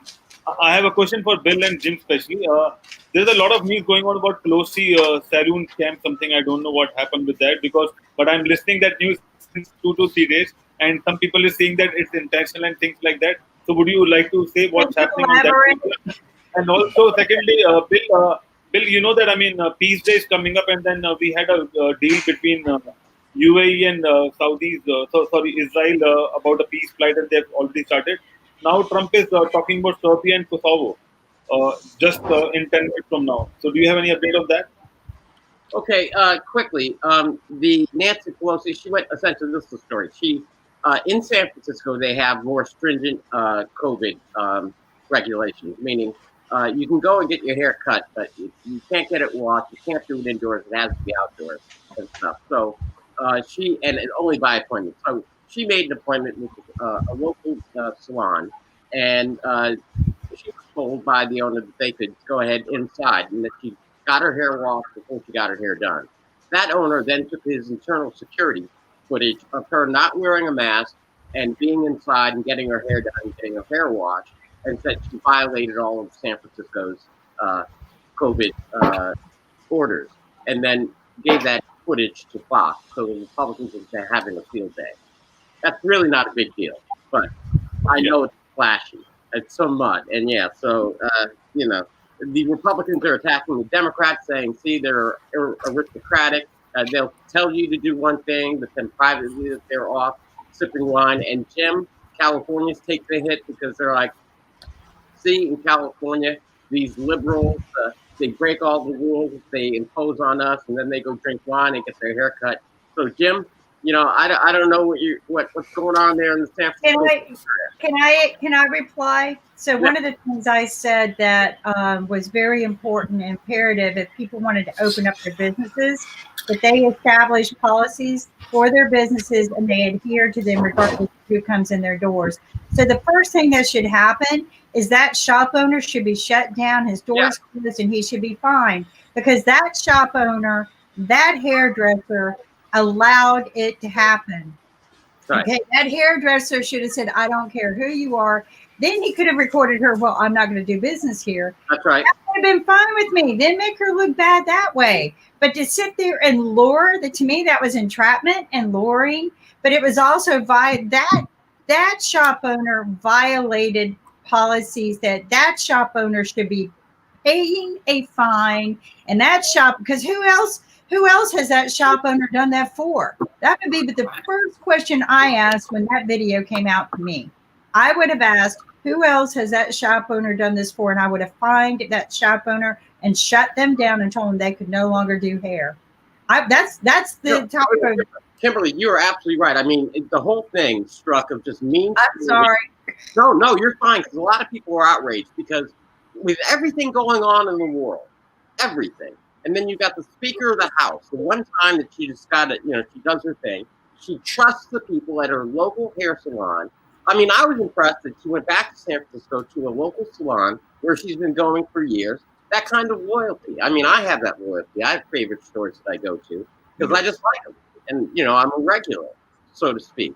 But she goes there, and then she didn't know, and then he turns around and he springs the trap and then puts it on national news and tries to make a mark. I'd like to know how much she paid for that entrapment. I don't know, but it was certainly mean-spirited. I think everybody can agree. But Jim, what do you have on the because let me just remind let me help our viewers. There were two other times that there were major scandals over haircuts with major political figures. There was Bill Clinton, who was in LA, and apparently he wanted to get a haircut from a high-name celebrity haircut guy. And because he was in Air Force One, no other planes could take off for 2 hours while Bill Clinton sat there and got his haircut. I can tell you he never made that mistake again. Now, you fast forward, and then there was John Edwards, who at the time was the vice presidential nominee, and he was getting his haircut on an airplane, and the whole airport was shut down. And first of all, the unique thing about that is that they were about 12 or whatever years apart, but Bill Clinton paid $200, and John Edwards also paid $200. So I think Bill Clinton was off.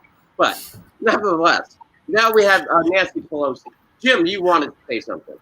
Yes, I did. And, I think it's unfortunate that I get charged full price for my haircuts. But I do think that it should be noted that as of yesterday, $63,000 had been raised in San Francisco to ask that owner to leave San Francisco. Oh, really? It was clearly a case of entrapment. It was someone that Nancy Pelosi trusted and that was assured that they were following the regulations.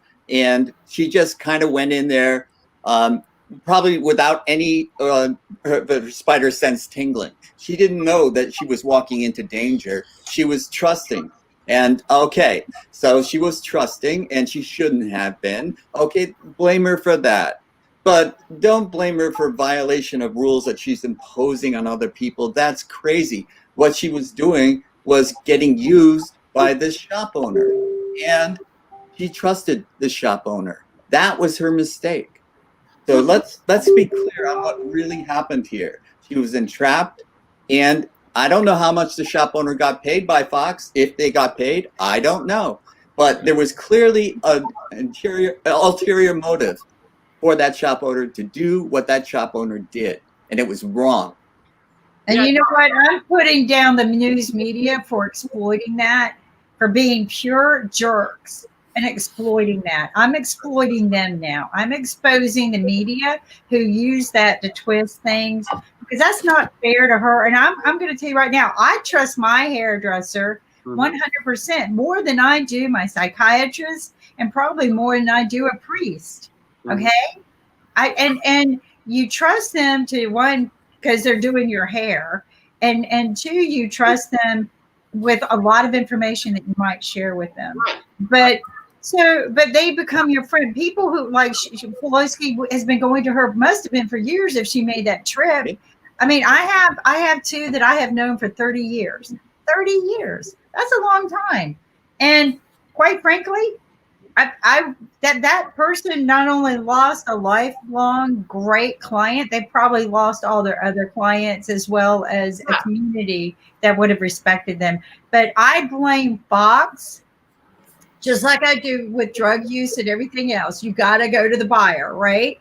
I blame Fox News for exploiting this. They are very wrong, and they should be sued. And if I were Nancy, I would be suing them. Okay, I have a quick question for them, because actually, Kimberly, I absolutely agree with you 100%.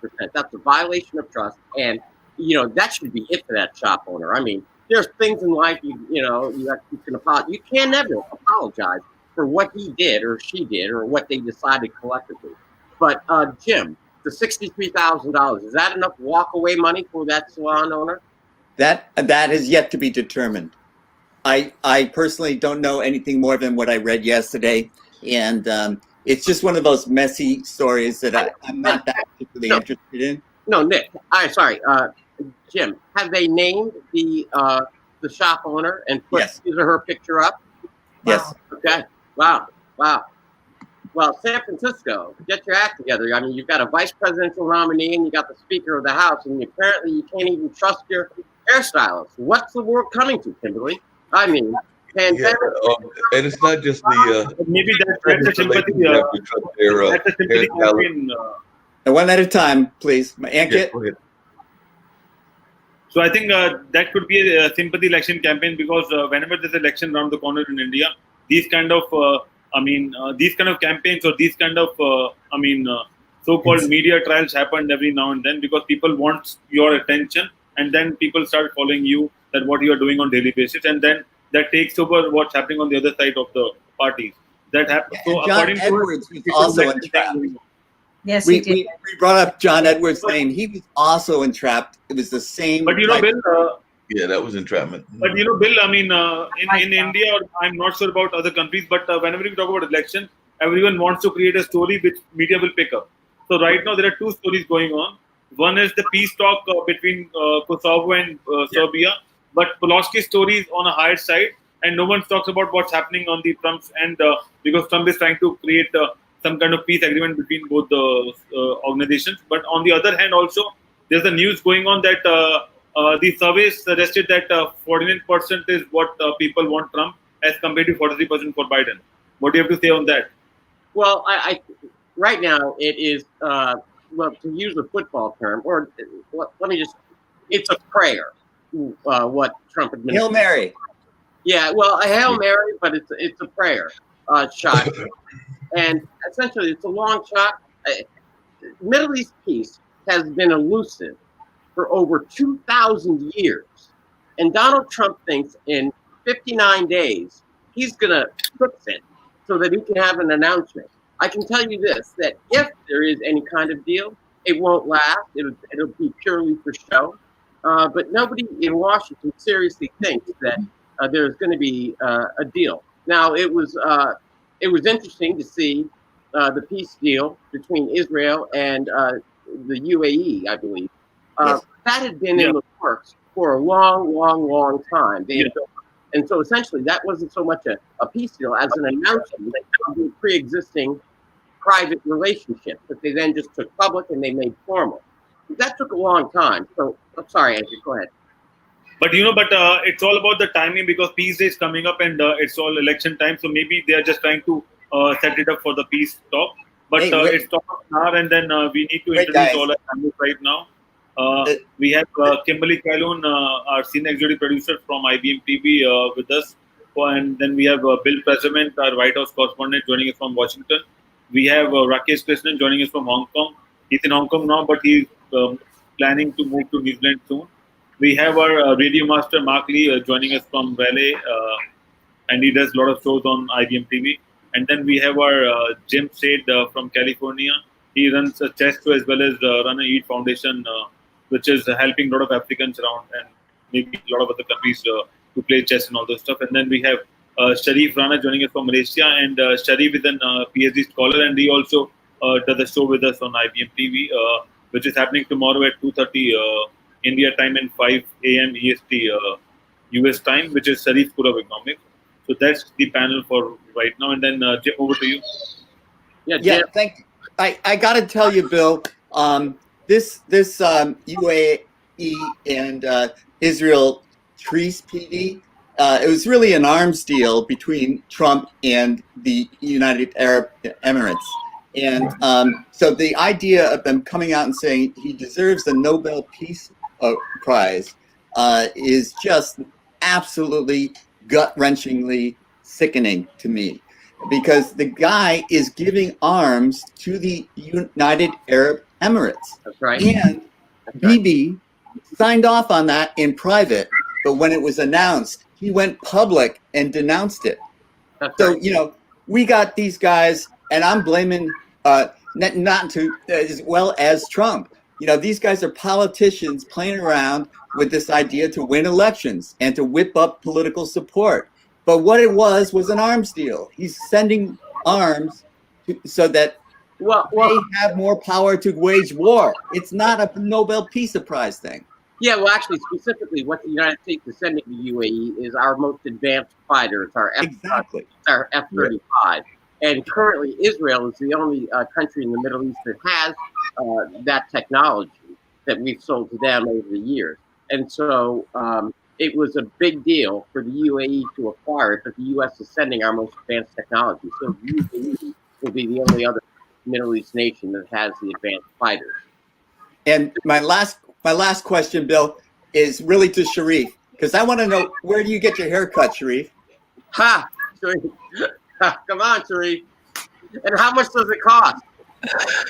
Oh, in Malaysia, actually, like in the ground floor of my house, there is a shopping mall. So I naturally go there. Oh, its cost is 18 ringgit. So 18 ringgit is around $4 or something. Wow. Jim, how much are you paying for your haircut? 20 bucks plus tips, so $25. Hey, can we see the latest news? I know that you had something done. Okay. Okay, no, I apologize. Sharif. Now, Malaysia is a cheap place. Inexpensive. So Malaysia is a cheap place, and I'm sure that you get a quality haircut. Yeah. Yeah, it's not a cheap haircut. You have to go with the quality cost aspect of it. Because the quality haircut, I'm actually due for a beard and a haircut myself, and I can tell you it will not be $4. It'll be probably closer to around 25 and everything by the time I'm finished and done. So definitely, I can agree with that. And I want to ask you, Mark, do you get the full thing done, or do you abide by the law? No wash, just cut and trim, or do you get the whole thing done? I get the beard trim, the haircut, and everything else. Not so much the wash, but yes, it is the full beard, mustache, and the hair. So yes, I get the works, and it comes up to about, like I said, about $25 or something like that. So it is definitely not a cheap cut. It's definitely not in that $4 range. Now I do have to say something, and he knows that I'm going to say this, so I'm not speaking out of school as the old expression goes and everything.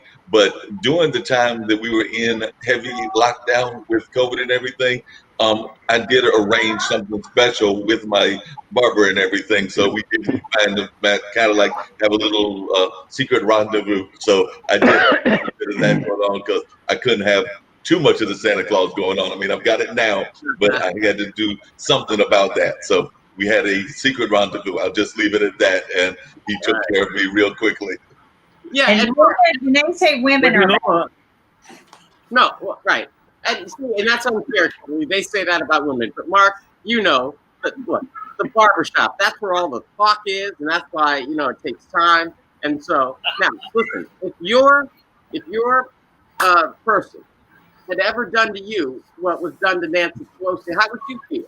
Oh, I would have had a total fit about that if that had happened to me. I definitely would have had a total fit, and I probably would have walked away from that particular barber and never come back to him. It's actually a Muslim brother that I go to that gives me a haircut, but I've had, ever since I started going regularly here in Durham, there's probably about 2 barbers that I've attended regularly. So I'm definitely, like you, Bill, once I get somebody that does a good job, I stick with them, and we have that kind of relationship. So I agree with you. I would have been upset at them and everything for sure. One of the other things, when y'all were talking about what's going on with the COVID and the businesses, one of the things that crossed my mind was, you know, here in North Carolina, we're having the restaurants that are slowly opening up, but the bars are closed. So while Ankit, I know we're talking about the liquor was going and flowing real nicely in India, I think it's flowing from our convenience stores, not necessarily from the bars, because the bars are closed.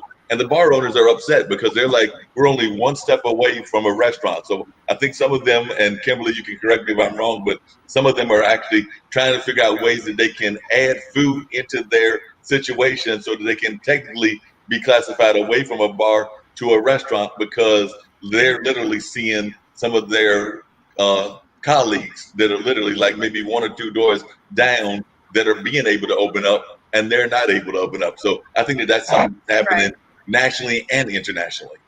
Well, it's very difficult to get that food permit. So the alcohol permit costs a lot. So here's the flip that side. Alcohol permit costs a lot of money. A lot of people don't understand. I think it's over $100,000 a year.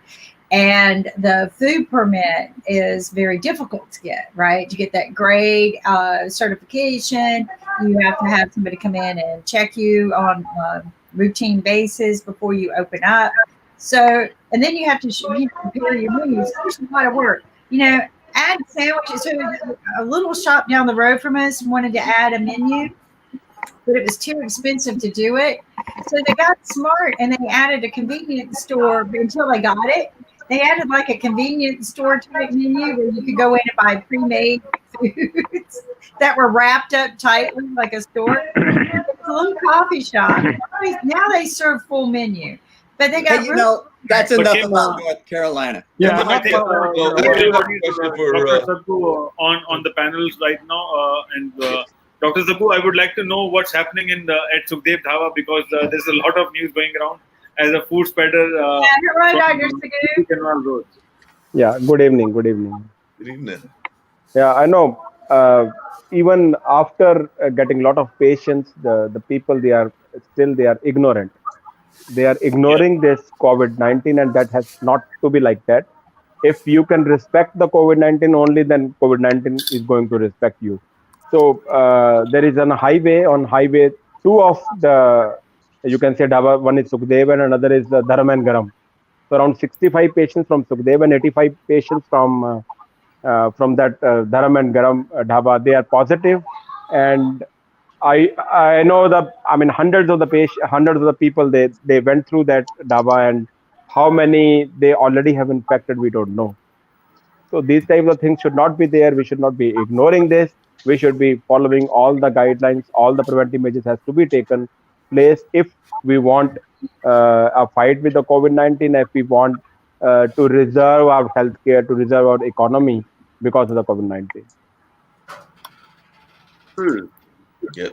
But sir, do you think that could be a food spreader? Because that's in the news that because of 65 waiters or people who are working in that particular food organization, and then 10 more people have also suffered from different food outlets, and then almost 10,000 people have been visited that restaurant in the past week or so. So, do you think that caused a big problem, and that could be a That big spread? Yeah, that is why I'm saying that can be a big challenge for us. A lot of people can be infected because of the virus. So I cannot say 10,000. It might be more than that because Yeah, this dhaba was very. I mean, it's a very busy dhaba. It's a busy place over the highway, and the another one also because 85 the workers they are tested positive. So I'm I'm estimating it may be more than 30 or 40,000 people they have contacted these laborers or these workers, and they may have symptoms or they may have a COVID-19 positive. And in the state of Punjab, this COVID-19 is taking. I mean, it's a very serious complication is going to be there in Punjab because the sickness is very serious over there. Even the younger people, they are having a very severe complication. They are having the lung disease also. I mean, yeah, uh, all the patients they have a pleural effusions, they have pneumonitis, lower lung already gone. So I have seen around five patients from Punjab. So we brought them, we shifted to Delhi from Punjab, and they were in very bad position, and now they are recovering well here in Delhi. But in Punjab, the rest of their friends who was around 25-year young yeah. boy was there who did not get shifted to Delhi, but he was there in a big hospital in Ludhiana, and he's come because of COVID-19. A 25-year-old young boy has come because of COVID-19. So And sir, whom we are going to blame? The blame is only ours because we are ignoring. Yeah, yeah. And sir, what is the cause of spike in India? Because we know we are recorded highest number of cases now since past week or so, and yesterday we crossed around 83,000 cases per day. Yeah, yeah. So what do you think? I mean, where are we heading towards now? We are heading towards a peak. The peak has not yet come in India. You can say we have crossed the peak in Delhi, but in India the peak is still yet to come, and maybe in some other places, in some places this is going mild, and some other places this will erupt as a big disease now. So if we talk about the numbers will definitely go up. Even these numbers, 83,000 people, if we got the positive in one day, it is not a Yeah, big thing. yeah, I'm sure it may be more than 2 lakhs. It may be more than 200,000 because yeah, this is not the real. This is not the real of the patient's number. This is the true. number of the test which has Definitely. come positive. So this Yeah, is a test positive number only. These are not the patient's number. Patient's number would be more than that, maybe two times, three times, or five times, because a lot of the people they are not getting the test done because I mean they're thinking that if they will be positive and they will be quarantined, they will lose their job. They will lose their name also in the society because the COVID-19 has come as a big stigma now. It's a social stigma. So people don't want to reveal their disease. Oh, So if you are not going to reveal your disease, how you can expect that you will be treated? doctor, I have a quick question.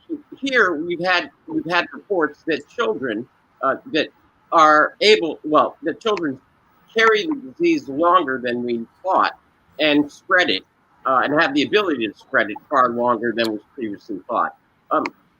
Is that true over in India? And do you guys have the same concerns with regard to the family structures and children's catching it and then becoming super spreaders?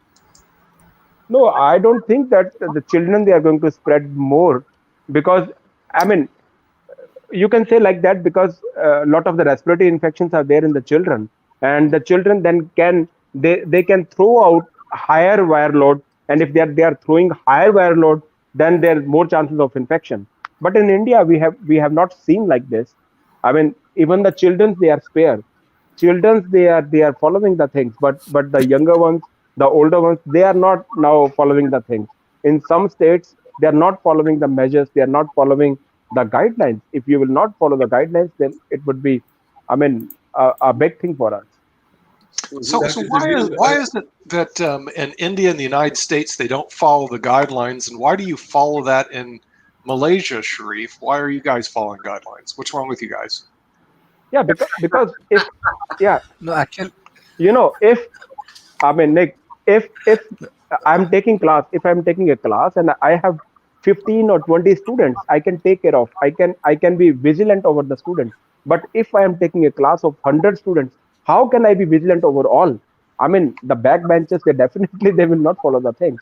So that is why India has a high population, and in extremes in the rural area, they are Yeah, not following the things, but and that's it the is very. same.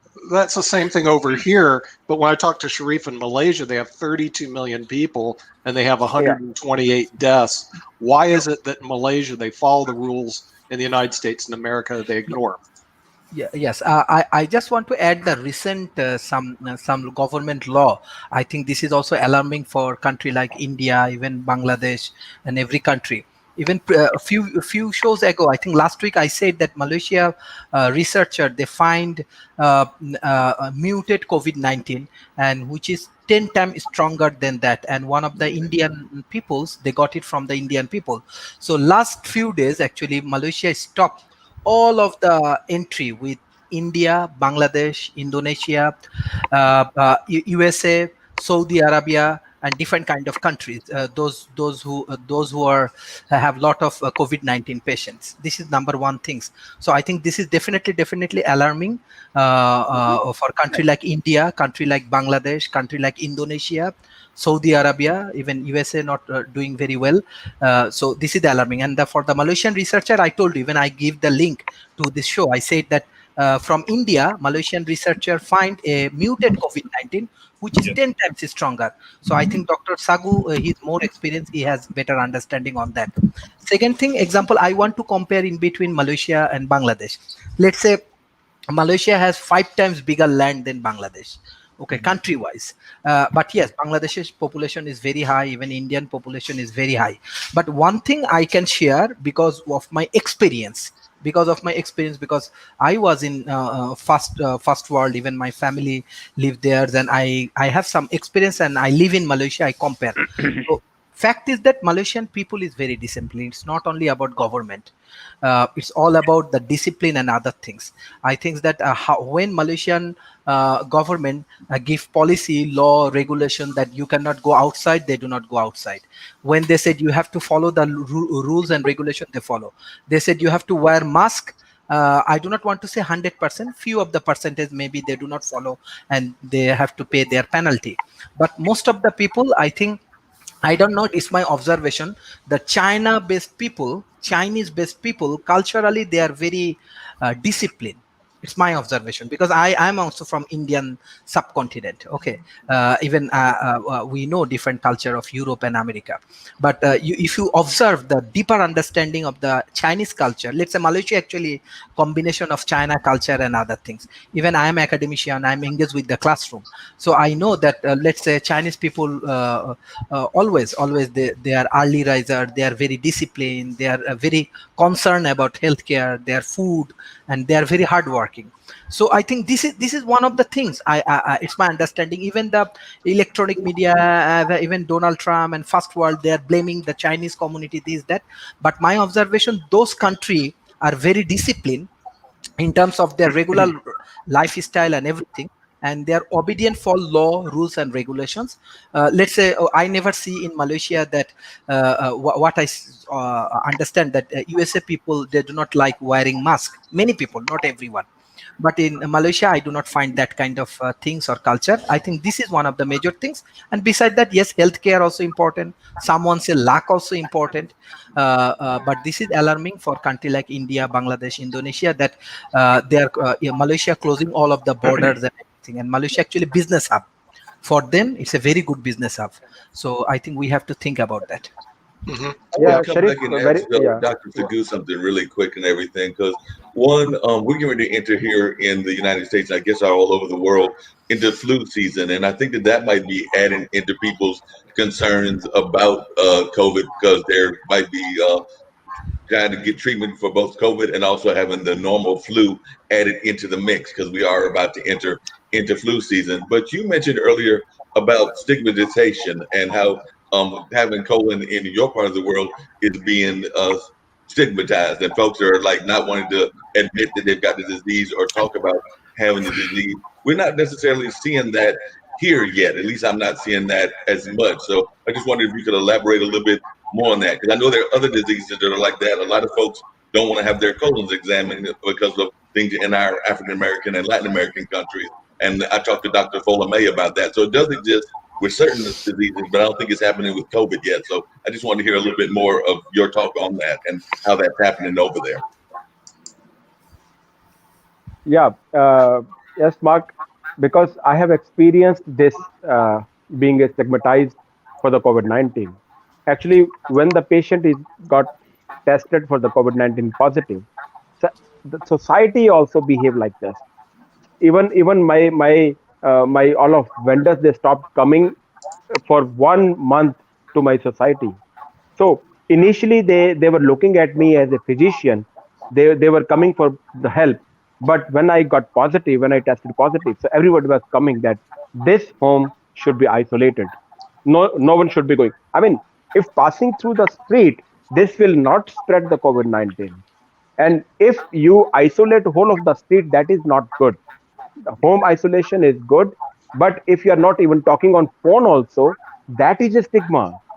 And I'm a healthcare worker. I have all facility at my home.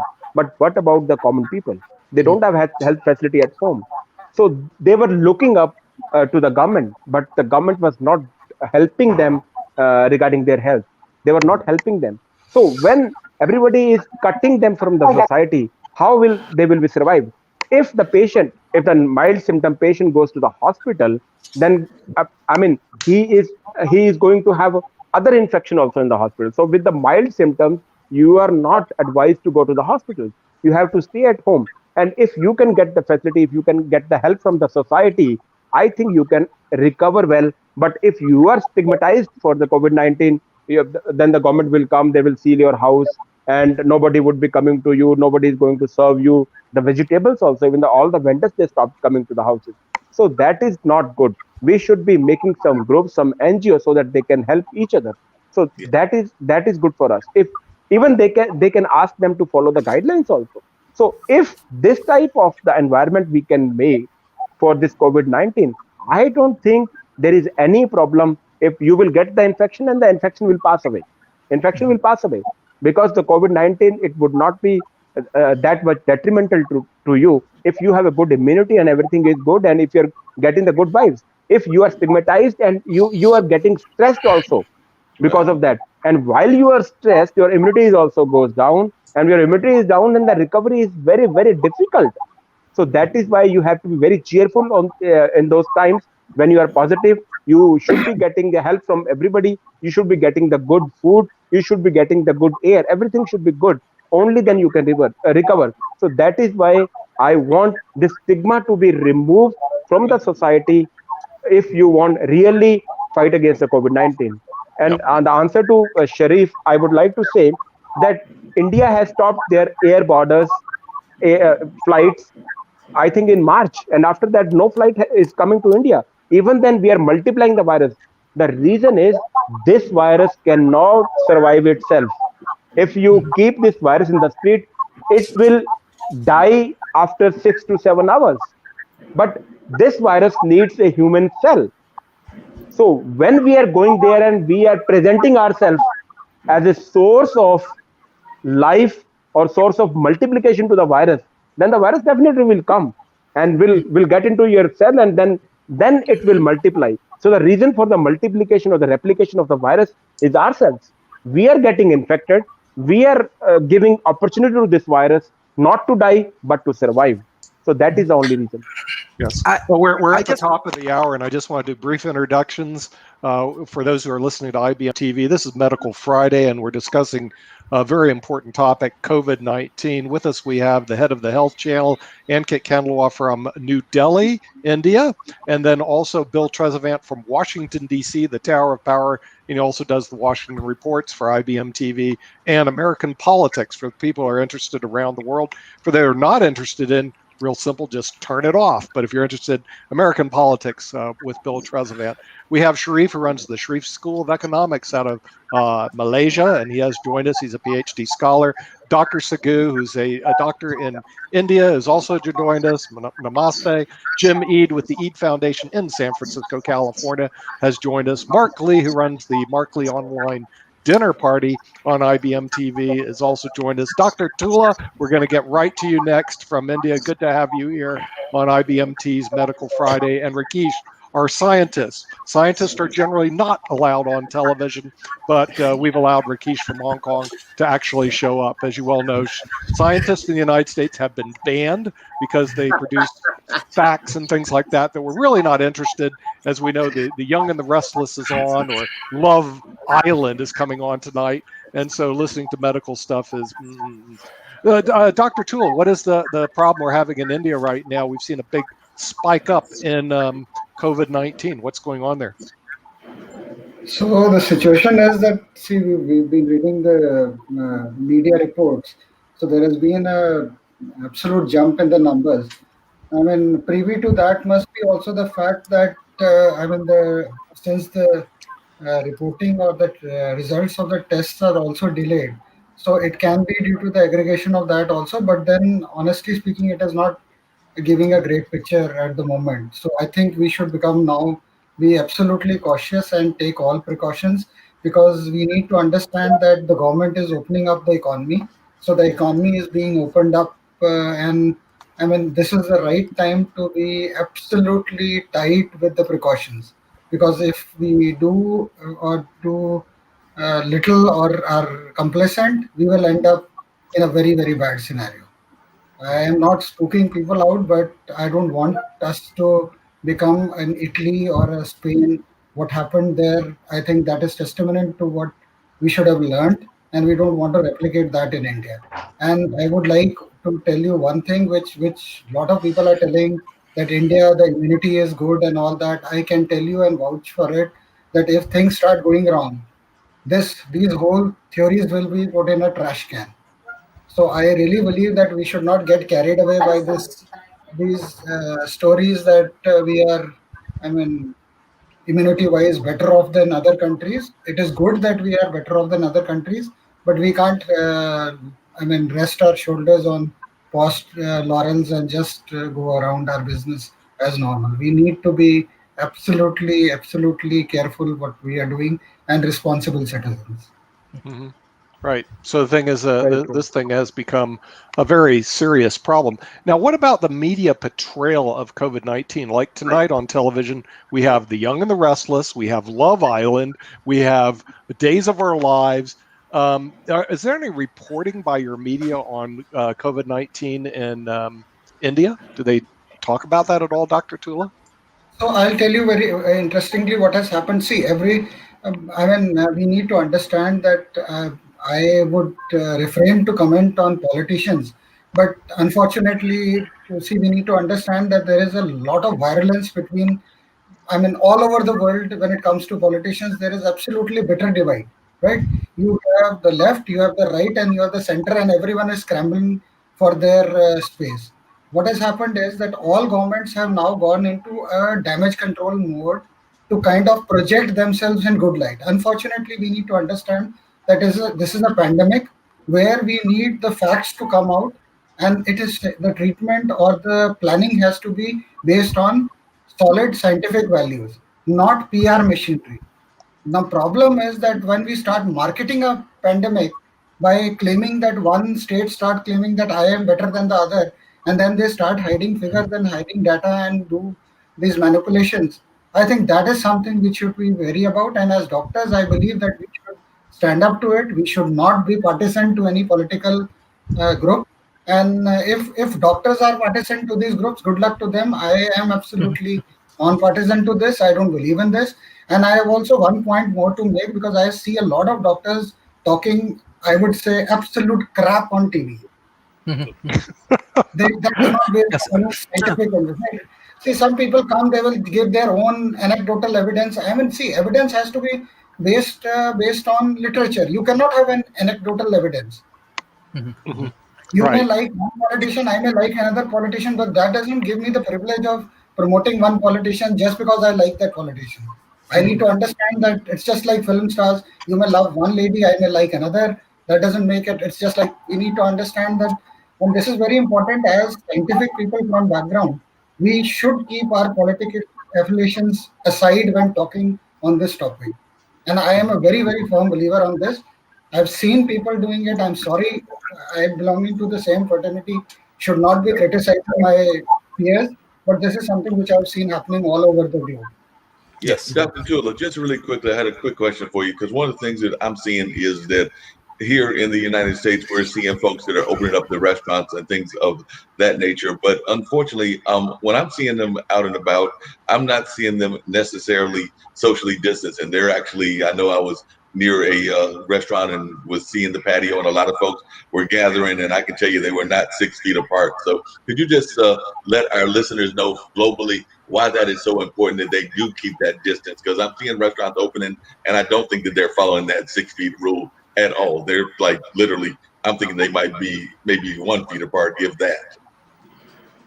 So the rule of the thumb is simple. Mark, we need to understand. I think this has been hammered quite a number of times.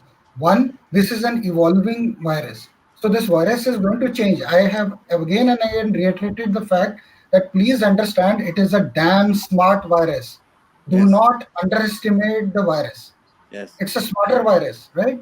So what it has done for its survival is that it has made us our own immune system our own enemy. So people whose immunity, or I would say that immunity is good, they have antibodies against the virus, they survive it, they don't have any, I mean, apparent symptomology which is suggestive of a COVID infection, right? But then they are spreaders. We need to understand that they can spread the virus to others. So there are people whose immunity is absolutely low, from where people can get these virus through those people who are supposedly more immune to this virus. And there are the third subset of virus of people who get a kind of hyper immunity against this virus, which again causes their downfall. So we need to understand that it's a very complex thing. And I do agree that sometimes the doctors' views or the scientists' views are conflicting. But we need to understand and give them space for that. I mean, doubting people is not the way out of it. But my only request to my peers, scientist community all across, including WHO, is that please go with facts. Don't try to please business houses, politicians, and all that story and hoopla around it. We are people of science. I believe that we God has been kind us with us to give us an opportunity to serve mankind, and we should be strict with that. I mean, all kinds of vices should be abstained from. I completely agree. I mean, and Dr. Tula, you know that, I mean, we have started talking about opening up a metro and other things as well.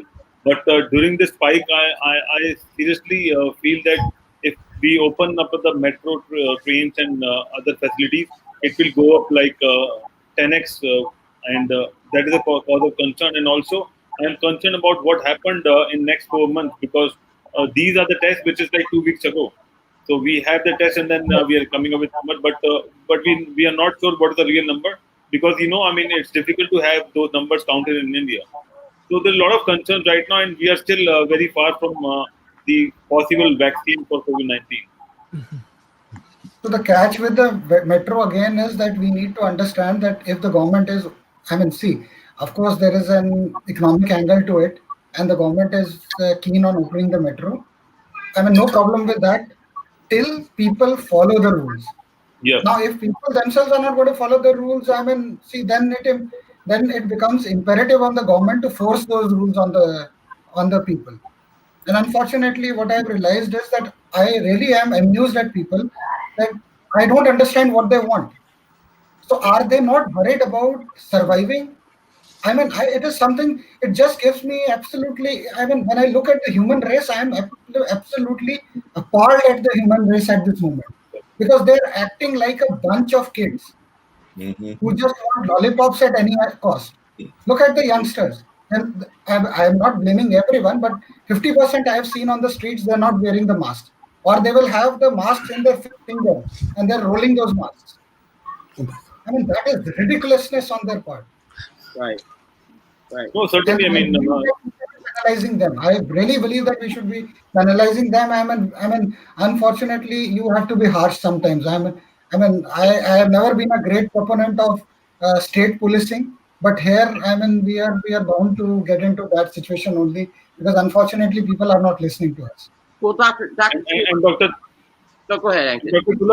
Dr. Dula, one important discussion also going on about the NEET and JEE exam, and then this is also a cause of concern because you know that millions of people, go for these exams, and then you know that there is, there is nothing called SOP or a system to follow during the exams, and you know who is sitting behind you, in front of you, and they might carry those symptoms. So I'm not sure because a lot of people are saying that this should happen, and some people are saying that this should not happen. It's a matter of 1 year and things like that. So, what do you think? What are your suggestions if we are conducting those exams? What should be the SOPs for that? See, my only thing and takeaway here is that we need to understand that we need to have an evolving consensus.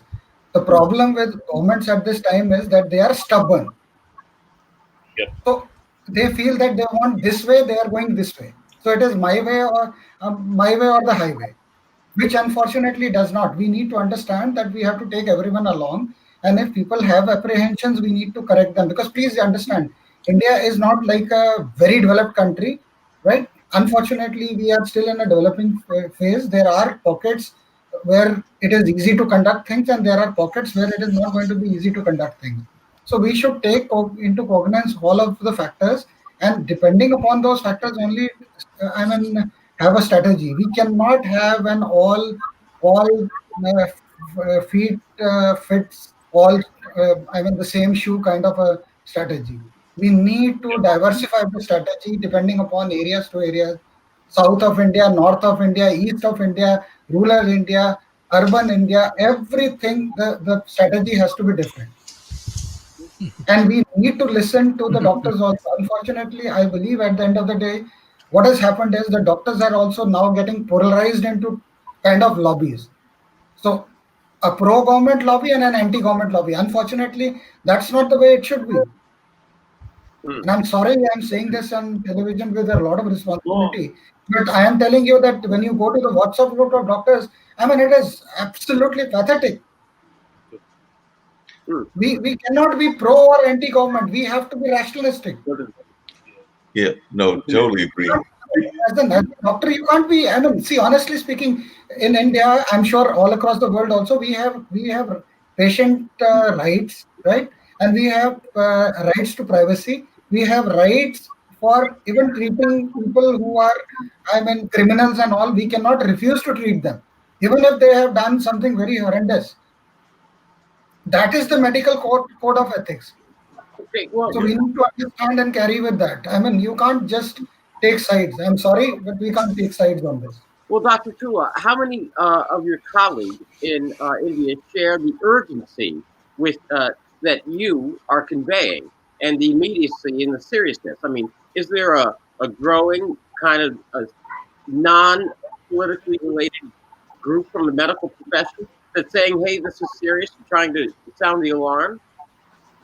So, Bill, I'm telling you very interestingly, what has happened is you need to understand that every country has that. You have a public sector, that means which is under government control, right? And you have a private sector, which also is some kind of under the influence of government. Because of course, when you are living in a country with a government, you cannot go anti-government, right?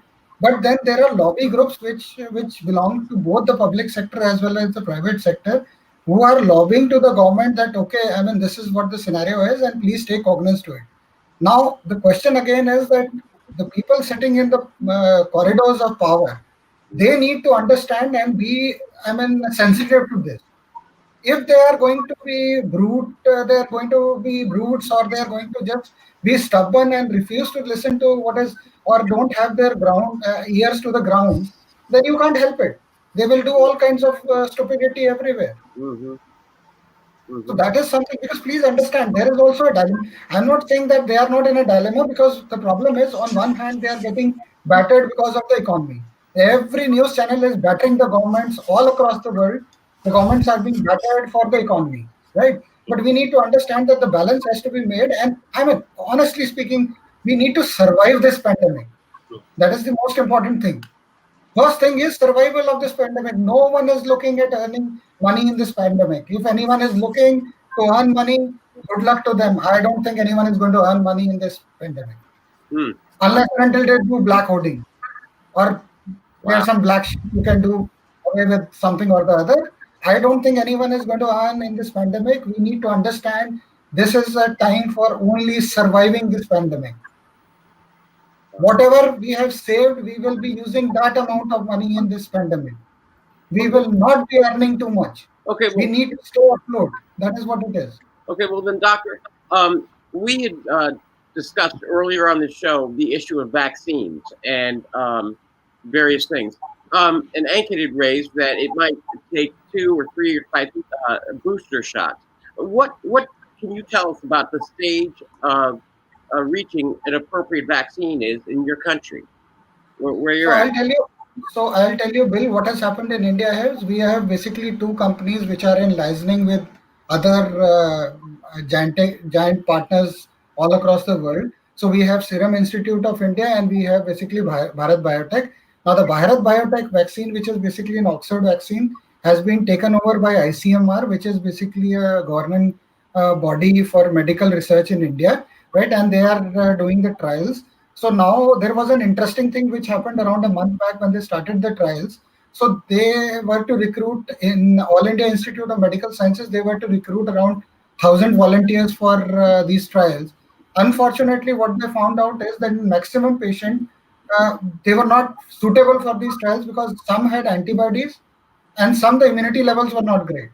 So ultimately they have managed somehow and the trials are in progression, but it's going to take time. And plus, the most important thing is that, see, apart from these news feeds which are being fed by these so-called spokespersons associated spokespersons of these companies, because these companies people are themselves not coming on television and speaking for the vaccine.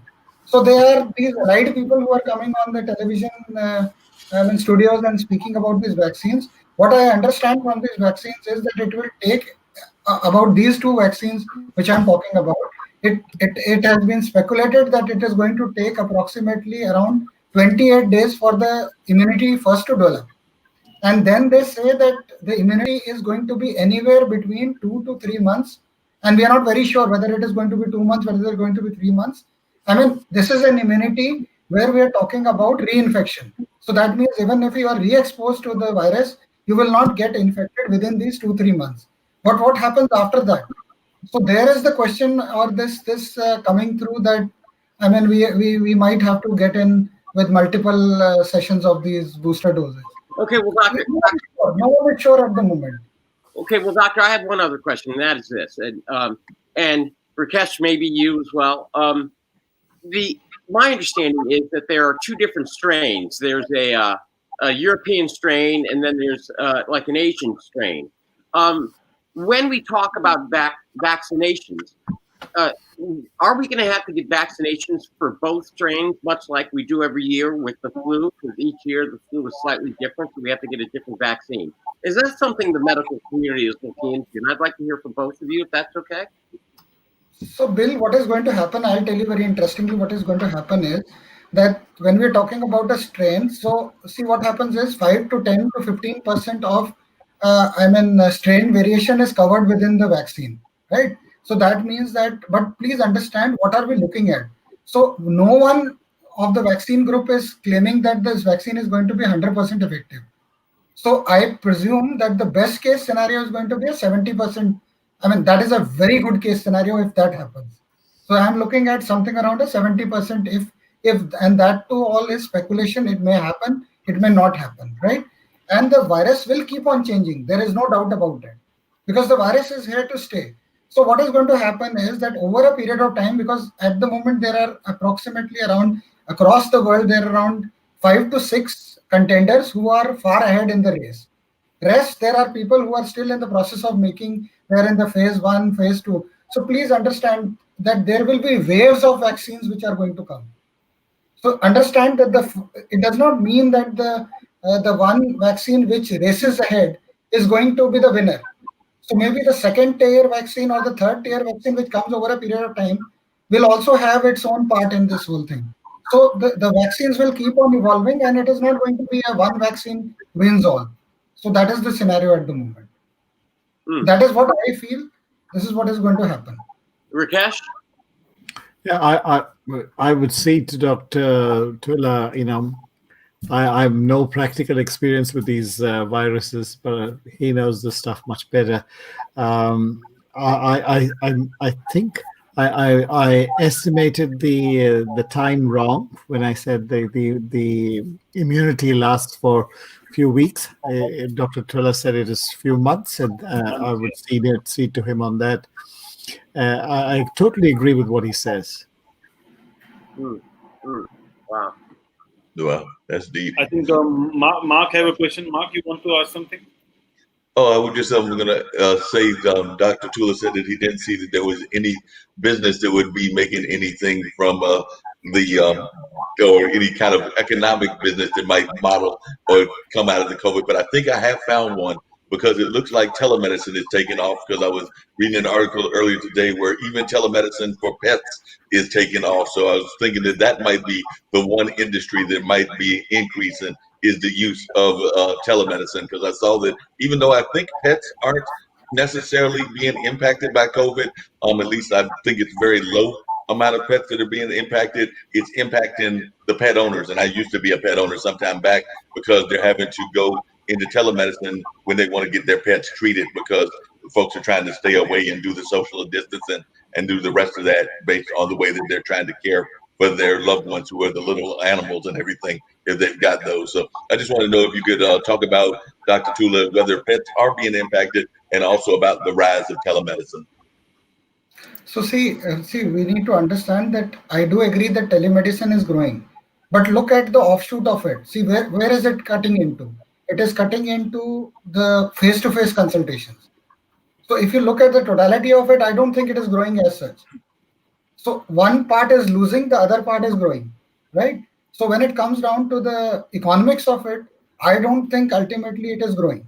Because if I were a doctor and let us presume I was seeing X amount of patients per day, and that is even if I'm seeing a double jump in telemedicine, but previously I was at 0. And now if I'm seeing around 5 patients, still I'm at a loss of 5 patients from the earlier scenario. So I mean, it is, if you were to ask me that whether telemedicine is growing, I would say it is growing. But if you ask me in the total economics of it, whether as a practitioner your income is growing, I'm sorry, it is not going to grow, and there is no chance it is going to grow. I don't think that is happening, and doctors also have to realize and take a step back, right?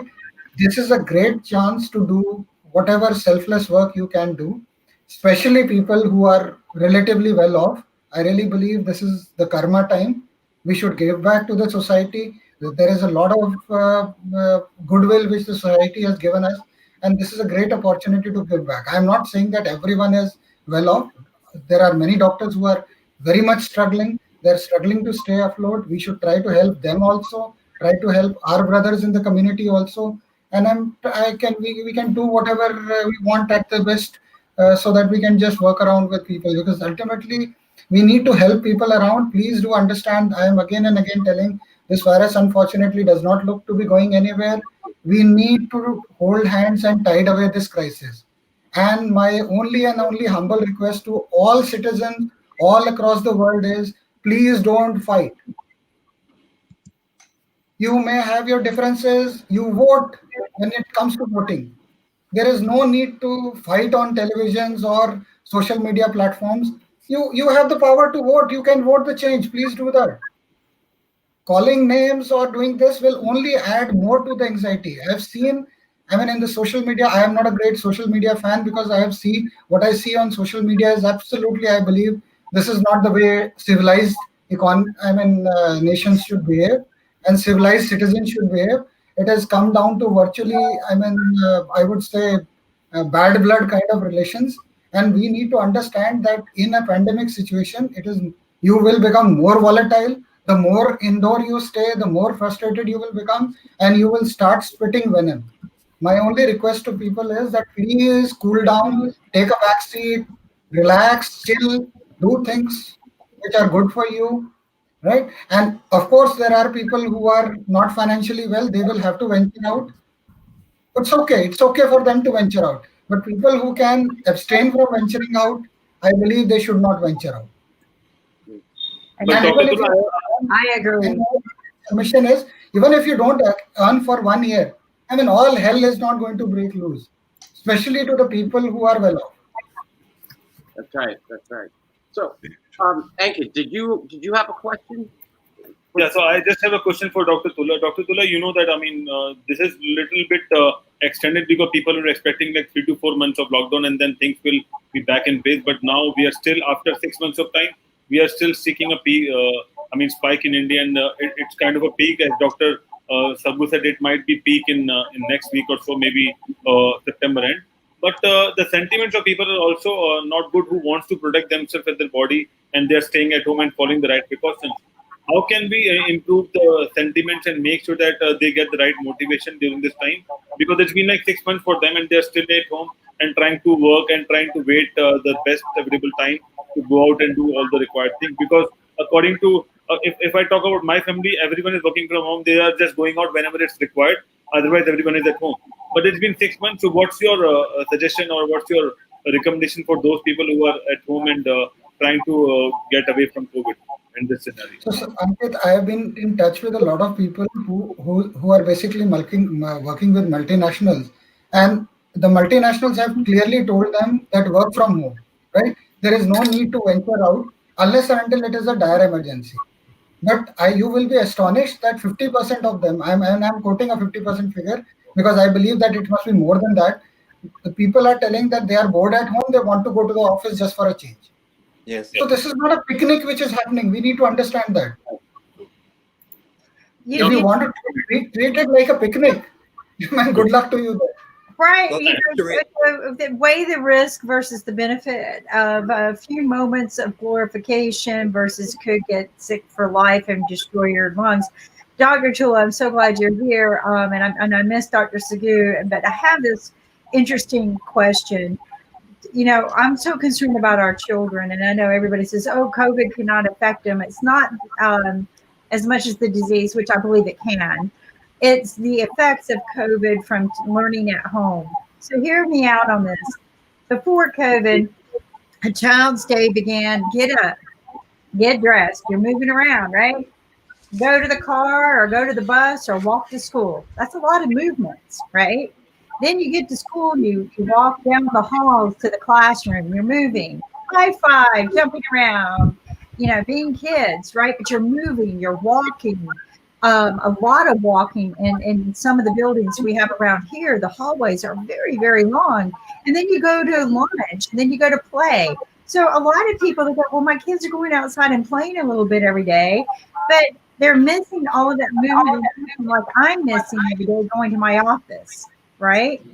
So what do you think we should do to implement? Because they're all right now, they're rolling out of bed and just sitting, going into the next room and sitting in front of a camera. Let me tell you what this has done to me. Okay. I used to get up and move around. I traveled 85% of my life. I moved airports. I was going everywhere. And now I roll out of bed, go to one room, put on my makeup and hair, come and sit in front of this screen all day. I get up, I do my physical therapy, I go do my walking every day, but it's not the same movements. I've put on weight, I don't feel good, I'm tired all the time. So what do you think the impact of this is for our children? Kim, the thing is that you need to understand, see, I've had a word with a lot of child psychologists and all that. See, and in my personal practice as a capacity of a plastic surgeon, we used to treat a lot of children for deformity, right? Now, see, what I am speaking out of experience is that children are very, very adaptive, right? So what it means is that they are fast learners, and I can assure you that even if for 1 year, if you keep them a little off the social handle, not all hell is going to break loose. Nothing is going to happen. Next year, once they start venturing out, they'll again be at the same platform only.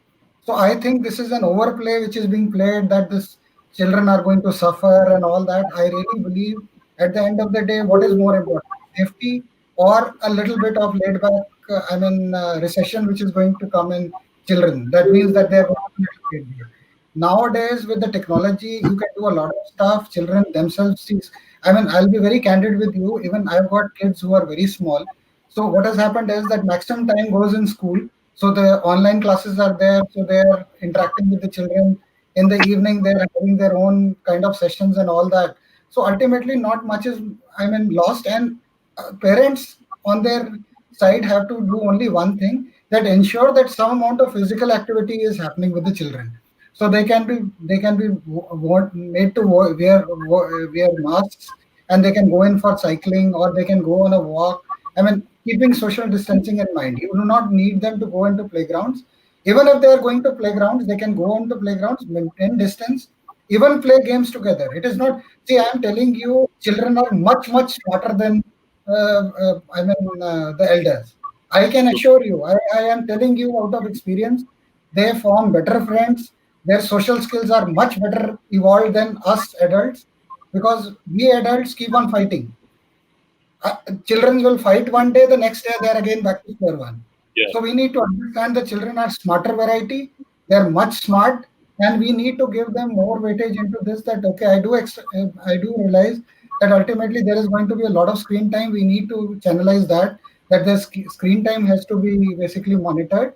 Apart from there, see, I do understand some amount of frustration. I do see a lot of kids where they are little frustrated, but we need to keep on counseling and we need to keep on working around them. Honestly speaking, I don't think that there has been a sea of change in this children, because I have small kids and I don't feel that they are well adjusted to what is happening. Because in fact, I would like to tell you one interesting thing, that I may venture out a little without my mask. My kids tell me, please wear the mask and go. There you go.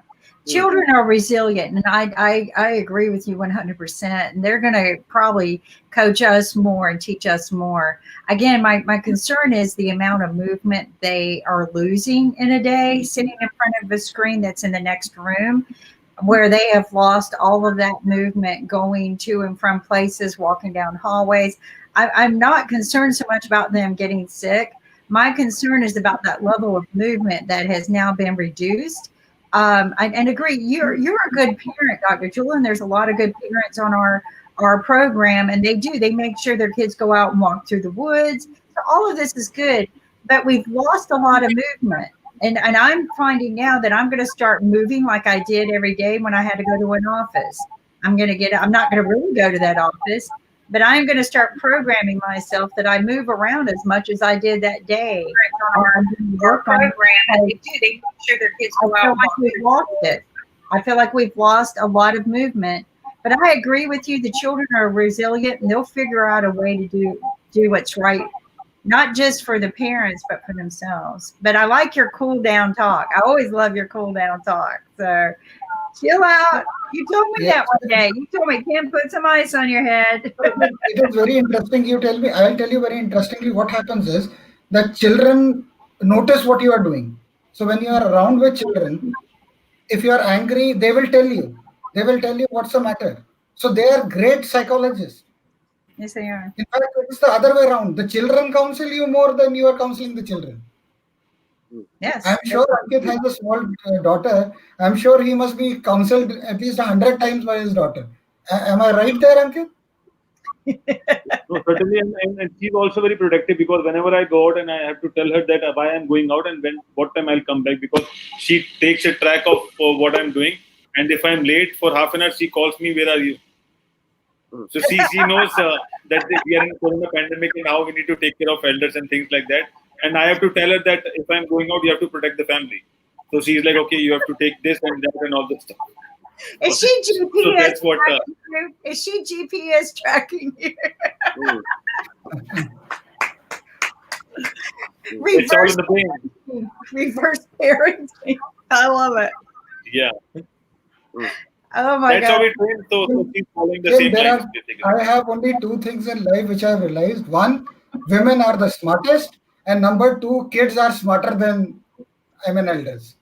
this. Dr. Tula, I wanted to ask you the same question: whether kids are smarter or women are smarter? If you compare, that is very difficult to answer that question, because both are lovable people. You can't make a choice between both of them. But generally speaking, this is what I believe, that women are smarter, and you should follow women. I mean, when they give you sane advice, and 9 out of 10 it is sane advice.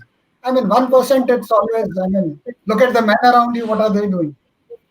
So you've seen what they're doing around. So I really believe that, I mean, and you should take advice from kids also. So if you take advice from kids, 9 out of 10 they will give you good advice. You won't follow it, or you will be too arrogant or haughty to not listen to them. But I can assure you that children generally give very good advice. Yeah. Dr. Tula, I would like to ask you a question before we get to our sponsor, Lynn, who just popped in. And it's not really a question, it's a statement. Because of you and IBM TV, I now take turmeric, cinnamon, ginger, cloves, and my wife cooks with garlic a lot. And so those are all those recommendations I got from IBM TV, and many of them from you. So along with prevention, like wearing a mask, don't worry about it, boosts your immune system as well. And so my question is, am I accurate in what I've just said? Yeah, Jim. See, at the end of the day, Jim, the most important thing is that you should eat healthy, right? So there will be biases and all that. See, at the end of the day, that is very important, that spices are essence of life.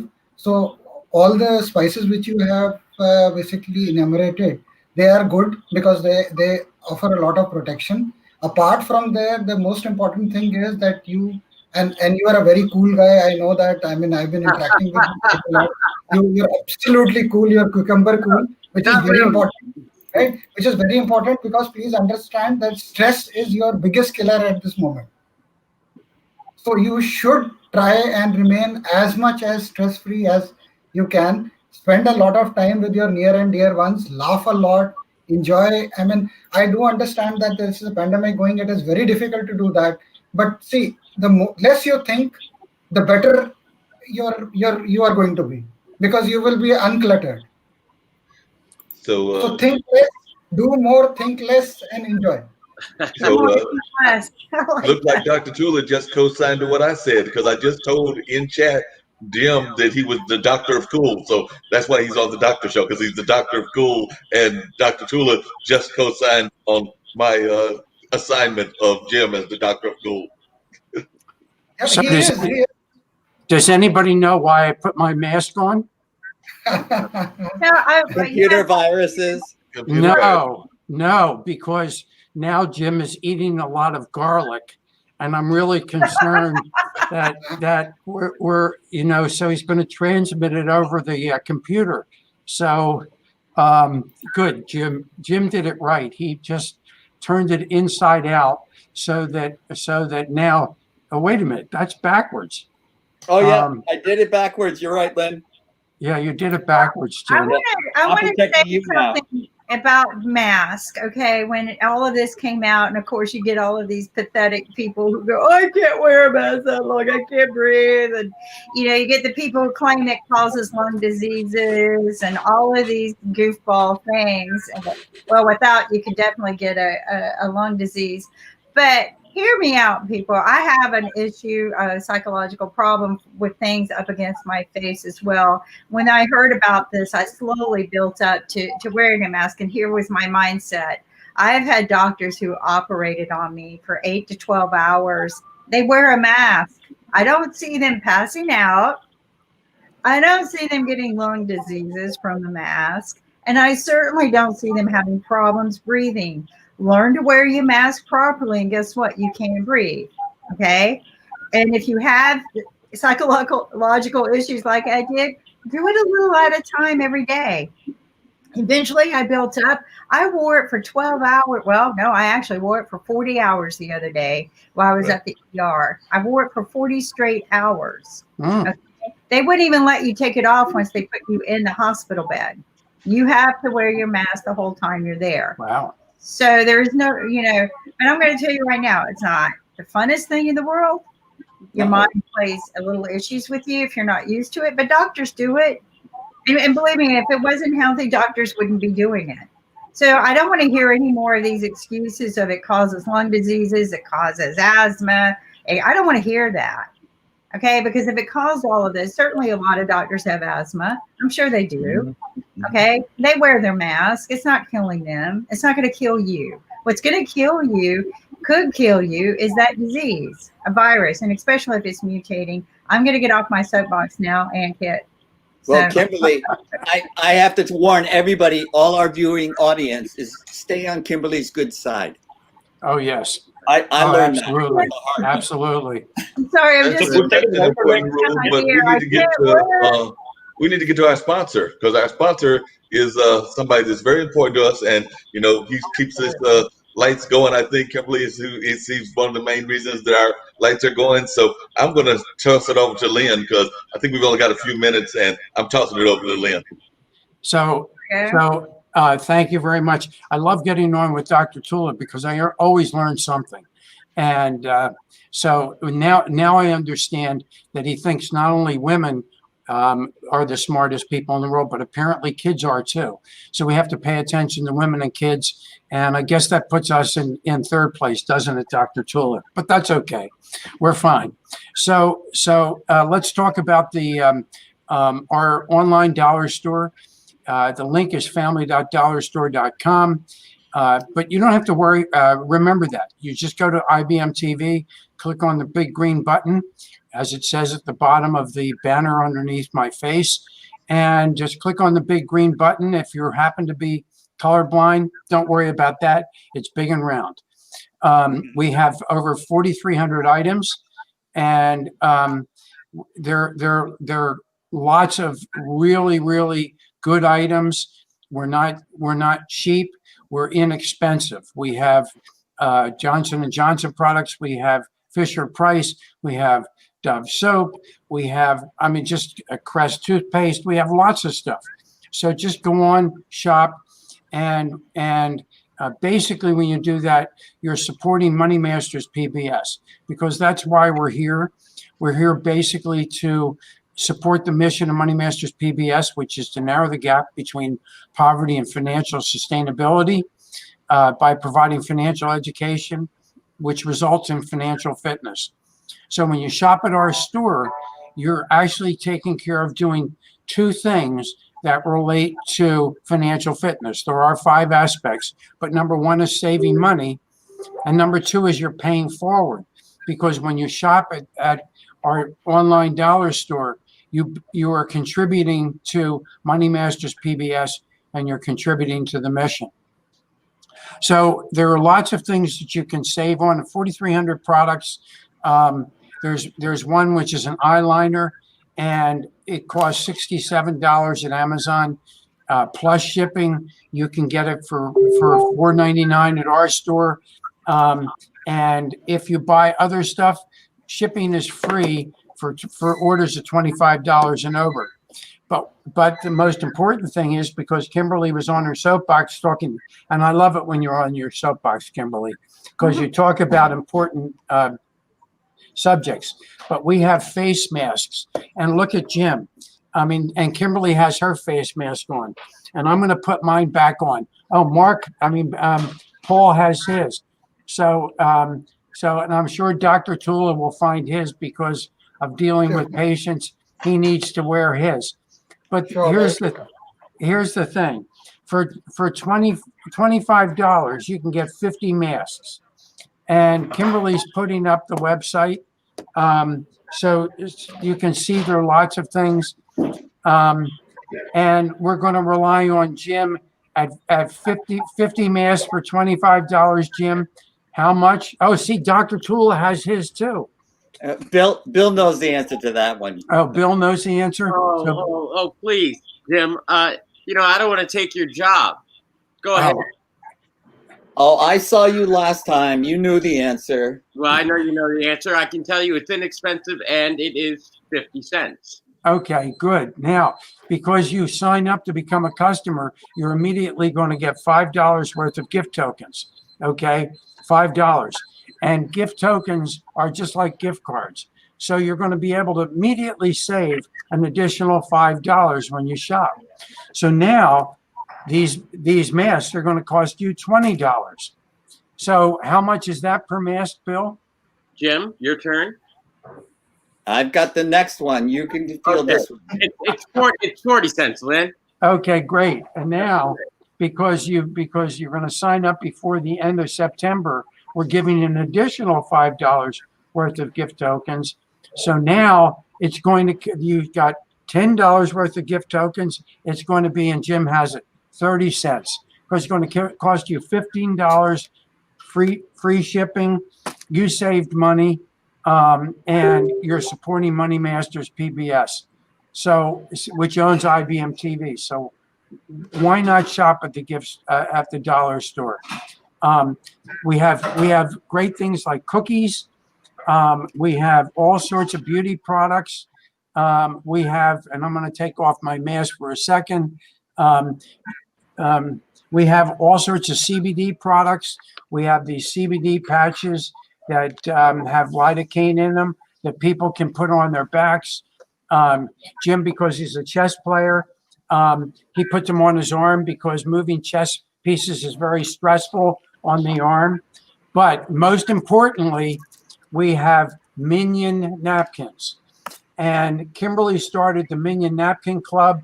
And because of it now, we're all joining the Minion Napkin Club. So unfortunately, Dr. Tula and Ankit, we can't ship to India yet. That's going to happen because we're working on a store in India. But you can both become customers, get your $5 of gift tokens. You know people here in the United States, and you can give your gift tokens to people that you know. No, not Jim. Okay. We actually have blocked Jim from getting more gift tokens. So I'm going to put mine back on because I feel like I'm out of the club now. So anyway, it's important because we want people to shop. We want people to support IBM TV and support Money Masters PBS, support the mission. And the other thing, and you can do three things if you're familiar with what happened with Hurricane Laura down in Louisiana in Lake Charles. Well, find a mission that's down in Lake Charles, order some stuff, have it shipped to their address. Now you're supporting that mission, which is helping the people in Lake Charles. You're supporting Money Masters PBS, and you're saving money. And when you do that, of course, Kimberly, there are 5 aspects. 1 is save money. 2 is invest the money, because and now you have enough money to pay for your essentials. Okay, you'll also be able to pay taxes, and you can pay forward. So I got them out of order, but that's okay. There are 5 aspects. So do we have it all? Yes. Got it all, Lynn. Okay, and there's one more reason to wear a mask, at least for Jim too, because I don't want us to get computer viruses, and so we need Jim to keep his mask on to keep all of us from getting computer viruses. I mean, even Dr. Tula might get one. So, Dr. Tula. Yeah. Well, so I did notice something really great, and I know we got to get ready to wind up, but I noticed something really great that just took place. And since Kim was talking about kids and kids lessons that they teach us and lessons that we need to teach them and everything, we just saw a vital lesson that took place right now, because I saw that Jim was a little bit concerned if he was being upstaged and everything, but Bill and Jim actually worked on that great concept called teamwork, which is what we're all about here on IBM.TV. So that was great teamwork that actually just took place. Yeah. So just have to give everybody a shout out on the amazing teamwork that I just witnessed. Well, I told Bill to do that. Here's the thing: we got each other's back, and it's not just on the show on a daily basis. You have no idea what we do behind the scenes, what goes on after hours. We are pushing to run 24 hours a day, so people are not taking off during their evening or late morning or early morning hours, like, you know, some of the people are doing. Even Dr. Tula is joining us later in the evening. So, and we appreciate it. But we're going to be opening up time slots and running 24 hours a day to make all of this more reachable to other people and more, you know, just more comfortable for our worldwide guests. But Dr. Tula is more than a guest. He's family. He's been with us. I don't get to see him very often, but he has been with us since the very beginning. When we first started, and he's the one who has given us the stay calm, you know, call your doctors, do smart things, eat right. We've learned so much from you, Dr. Tula. My whole way of eating changed. My whole way of doing things have changed. Like Jim had talked about, you know, the vitamins that I add every day that I didn't think about, you know, and these are good conversations to have. They're realistic. And I want to tell everybody, nothing's planned on this show. We do a lot of homework. We each do a lot of homework, but none of this is ever planned, is it, Dr. Tula? No, never. Now you just dial in and you join in right there. This is the conversation we have. So what are some, you were very passionate earlier, and I know that a lot of things are happening. What are some other things we could do to help reduce the stress on the medical physicians today? I forgot to mention one that Dr. Tula told me is when I drink my water now, it's room temperature. And you can see, I think, some basil leaves in it. So every morning, I start my morning with a room temperature glass of water with basil leaves in it. And I do mine with cinnamon in the water. So there you go. I add a little alcohol. Thanks to Dr. Tula. Yeah. Alcohol. You add a little water to your alcohol. Add a little water. I wait an unopened bottle of vermouth over my cold gin. Bartender, I'll have some whiskey and water and hold the water, please. No, add some basil. Whiskey, water, basil, ginger. There you go. Yeah. And gargle with it deeply. That's right. No, see, this is the best thing which you can do. You have a bunch of people around you who are laughing, who are absolutely jovial, and I think if you start your day with this kind of a laughter, I think it makes your day. Yes, it does. And actually, it's a great way to end the day too, right? And we are at 6 o'clock. Financial Fridays has started, and we're going to wrap and thank everyone for joining us on IBM.TV. And, you know, to remember that tomorrow is our spiritual day, which is a great day to refocus yourself and balance yourself back with Mother Earth. What we do, we calm down, we chill out, we pray. And it's all non-religious based, people, and which is the way it should be. But we work together to bring out the good messages and just to relax a little bit. Like, and Dr. Tula said, laugh a little bit. We do laugh, but here's our ambassador.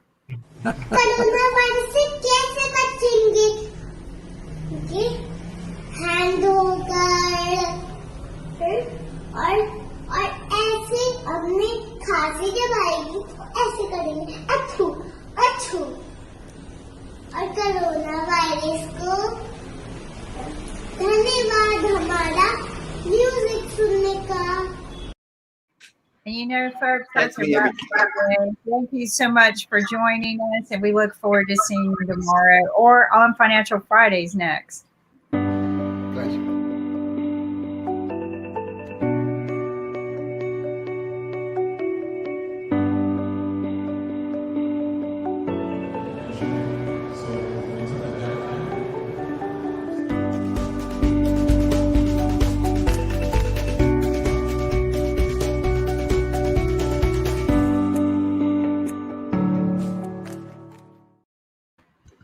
Ooh, that was a good show. Oh my gosh. Wow. We had some like, wow, doctors today. It was a feisty one, you know? Well, he's upset because people are not listening, and that makes their job more difficult. It just, it is, I can't imagine being a doctor. So Dr. Arthur, I don't know if you remember this, Mark, but several months ago when Dr. Art first came on, he was sharing with us some of the stories, and he had just diagnosed a patient with COVID that day. Now in North Carolina, we have no rules. We can't flag somebody as COVID. We can't follow back where they've been or who they've been with. We can't do anything here. It's privacy rules. Privacy laws. But it's all based on honor. So he gave the guy rules of what he should do, how to take care of himself. You know, it's all treatment based at this time because they didn't know enough. So he gives this guy these restrictions. Don't go out, go home, stay home, wear a mask if you have to go out, but try to reach out for help. Now Dr. Art lives in a small town.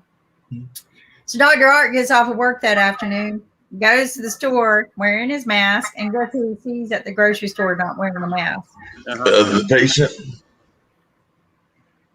Yeah. Now, wouldn't you be just a little bit irritated if you were that guy's doctor and you just spent time taking care of him, giving him the medications he needs, and odds are you're probably going to be taking him to the hospital and taking care of him. Gave him all kinds of instructions and everything. I mean, what good did that do anybody? The guy's there. He told him, you know, you're actually contagious from the date of infected. We don't know when you got infected. So it'd be nice for you to reach out to all the people you've been around, because this is what we have to do, right? We have to leave it up to them. Right. And so I was just, but you know what, Bill, thank you for supporting me on the Nancy deal. I was frustrated at the hairdresser from the minute, but I didn't comment on anybody's post on, I wanted to, but the Trumpettes and Republicans are so defensive right now that if I would have told them that it was the hairdresser's fault, they would have ripped me to shreds, because they all hate Nancy. They all hate Nancy.